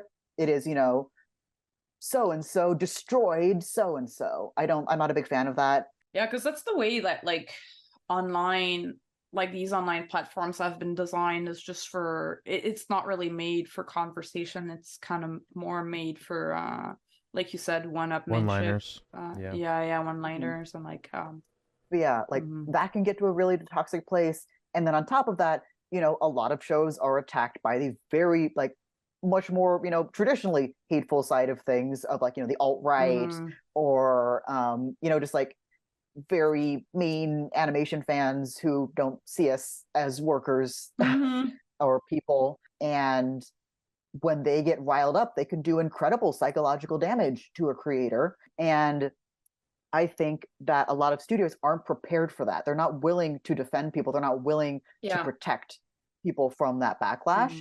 And instead they're just kind of like, what? We just thought if we gave women a platform that like everyone would love it. Like, what do you mean that anime fans aren't feminists? What do you mean? Like, they're just surprised. Yeah, like, what PR did they do to jump in to help, with any of those situations? Sorry, I wish that they would, I don't know, I wish there would be a little bit more of like a studio, like that the studios would organize a little bit more of a do's and don'ts about like when a show's about to get announced, because I feel like social media is so crazy that it would be so much better if there were some guidelines, like for example, just basic stuff like, hey, if you see some hate on the announcement, do not interact, no matter who you are on the crew.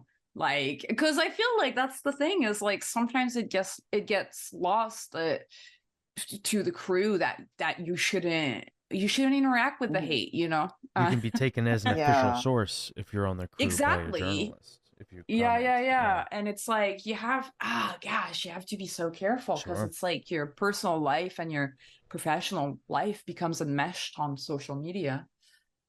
It's dark, man. We have a ton of questions from people. Oh my gosh, we not get to any of the questions? We didn't get to any like of 2 hours in. But I'm gonna give a couple shout outs, because we did kind of go over a couple of the questions from YouTube. Professor _Snape asked, what art school did you go to? And you mentioned it a couple of times. Cal Arts. Yeah, I can do like a lightning round. Yeah. From user -UG. This is a complicated name to read out. UG3ST5EC2D. What was your inspiration for the Glass Scientist, and how did you find the time to work on him while working in animation? I do think I answered that one pretty in depth. Yeah, so I feel like we got that one. Yeah, so I do. Clem, let's just keep the shout out to the username. I like to kind of have the username shout out from at Angel Pearson 696. We kind of talked about that just right now. They ask, how do you deal with toxic fans and haters? Let's hear your personal take on that, Sage. Like, not just us talking about like the philosophy of it, but how do you deal with it? Like, any tips? I mean, I've been quite fortunate that I haven't encountered all that much. On the whole, my readership has been really delightful. I found the vast majority of fans have been very polite and very nice. I think on the Star fandom occasionally got pulled into a little bit of drama. I think what I would do now is like, if there's drama, I am at most an extremely distance moderator, because intra-fandom drama is a whole world that I am not equipped to I think for me, like, acknowledging that, like, I ultimately actually wasn't really involved in fandom drama growing up. I was like a weird fan who I didn't really participate. I would like read fan fiction stuff. I wouldn't like engage in a fandom. And I think I have to acknowledge that this is simply a world that is too much for me. If I try to wade in, I will become swept up in it. It's too late. I'm too old. I can't do it. So I just really intentionally keep a distance. If someone is trying to pull me into drama, I feel like if one is personally attacked and like the target of hate, I will respond if I am extremely confident that they are in the wrong. Like, once I did have, like, there's a couple commenters, like, I do keep an eye on the comment section of Glass Scientist. Like, a couple of people, they show up pretty rarely, but I'll see that name and be like, oh, someone's here to stir something up. I mean, it's usually when queer stuff comes up, you know, and, you know, like, someone tried to once claim that one of my characters, Lanyon, was a pedophile because he said, I like boys. And the commenter was like, he likes little boys? You endorse pedophilia? I'm like, nope, shut up. This is very easy for me to respond to. But if it's not literally that cut and dry, I am probably not responding at all. If I am responding, I need to take a long break before I do. And let's see what other type of drama there is. And if it's for a show I work on, I have a little bit of an easier way of distancing myself, because, like, I have to keep professionalism. I can't talk trash about anybody. I can't start drama.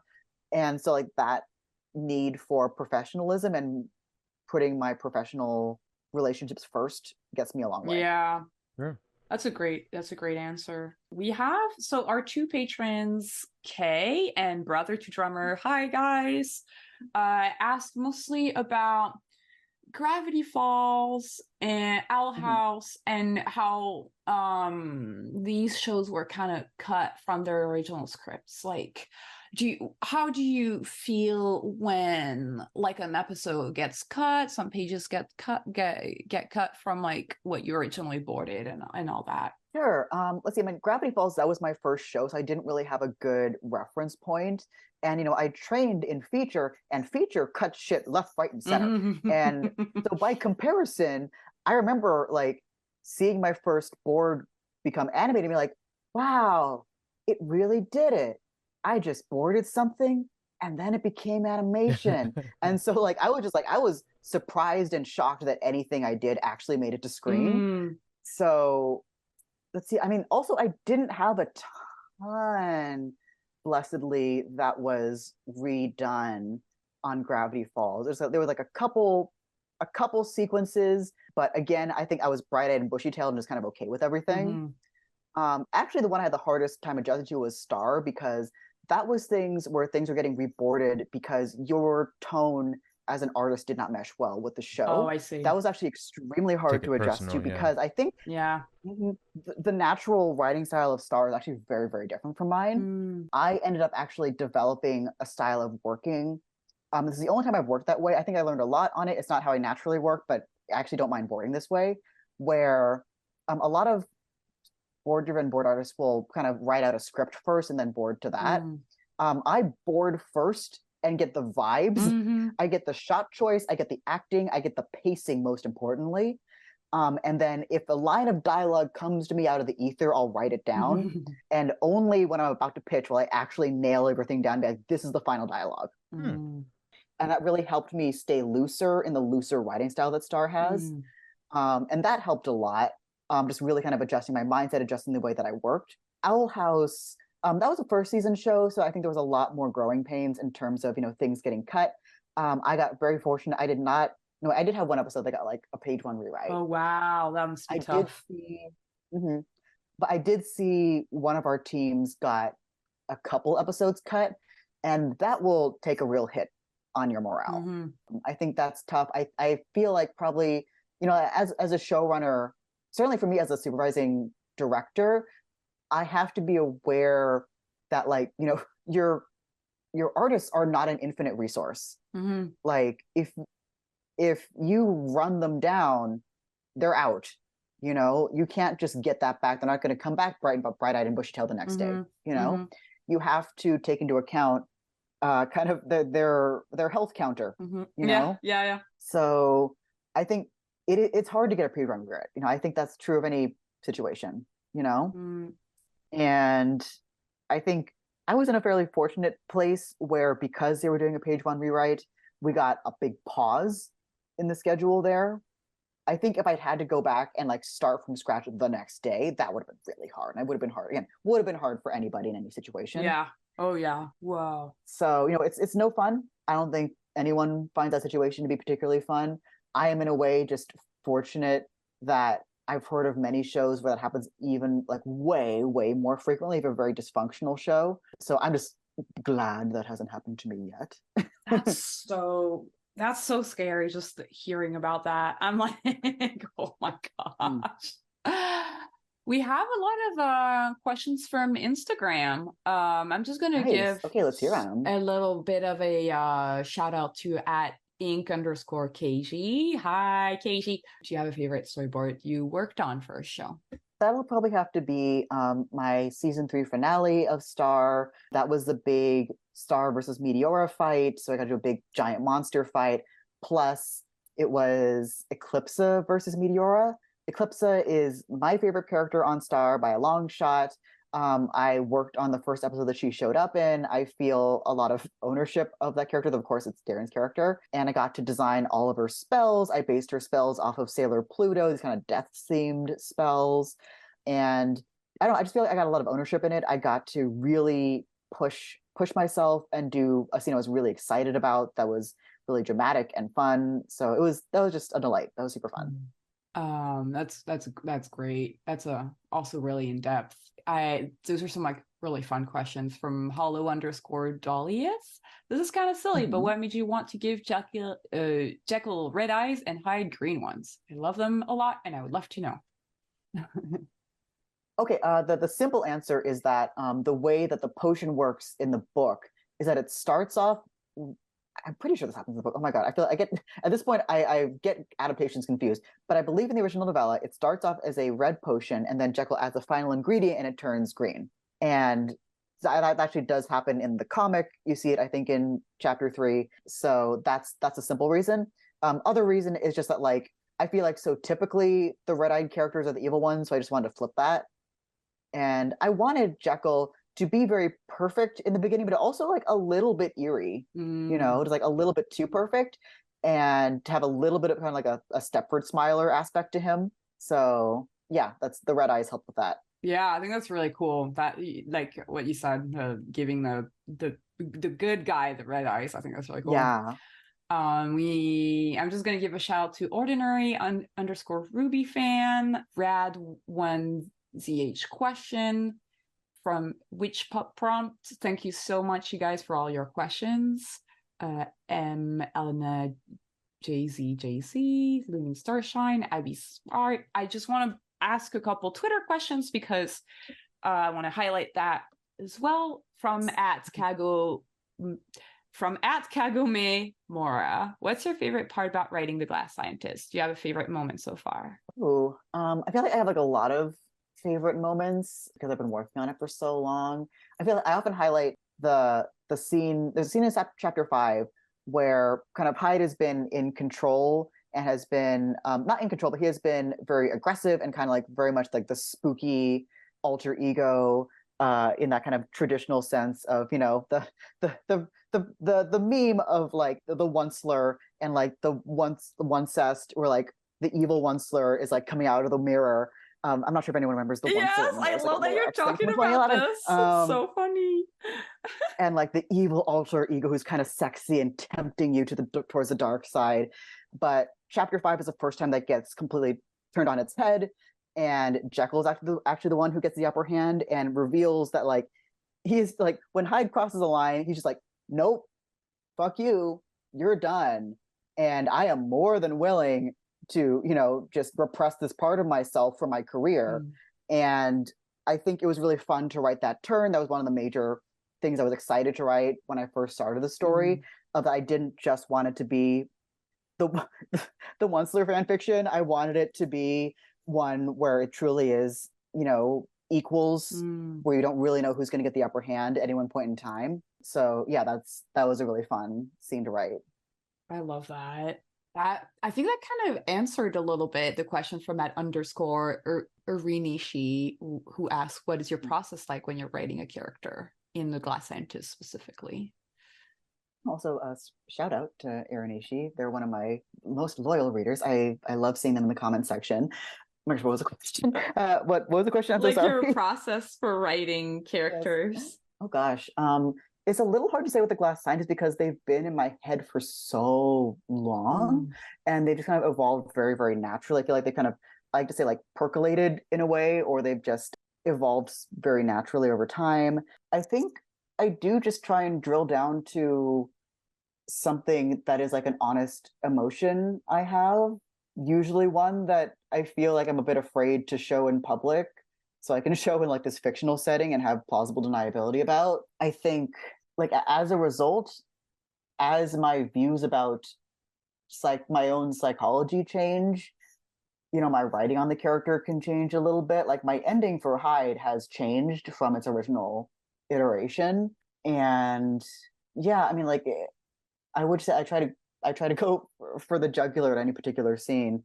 I try and find like the juiciest way to access the character's pain points. But yeah, I think that's kind of how I come up with characters. I try and explore a part of myself and kind of isolate it and observe it in a scientific setting, I suppose. Yeah, that's so funny because it's like a scientist. It's all scientists that webcomic too. That's really funny. Shout out to Geeky Theater Kid and Stella Magic. Thanks for your questions.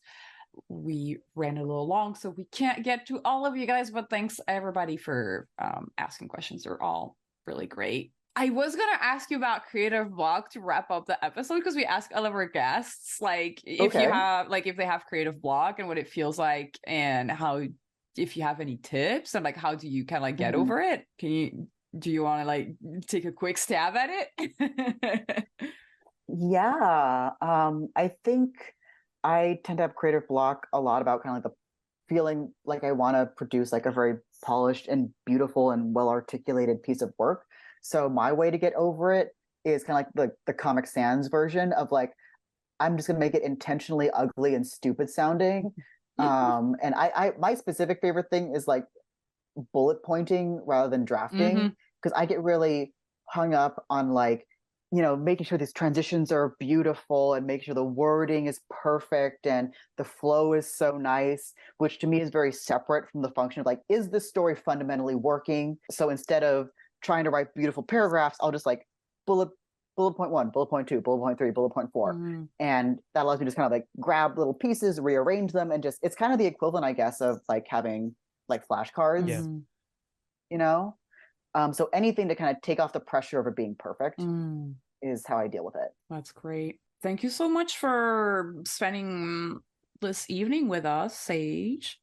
This is so much fun. Yeah, that's so great. It's so great to like hear all of your thoughts, and like you have like very thoughtful answers and like observations about the industry and the creative process in general. So I thought it was like really, really great to have you come on and share all that with us.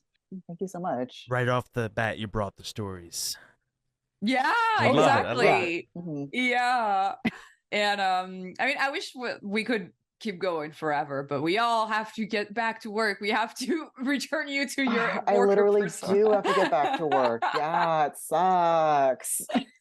So because of your what was it, worker chic, exhausted worker chic persona, this is we have to make this episode come to an end. I am still working on my segues. They're not very good. No, that was good. You're learning. You're doing better.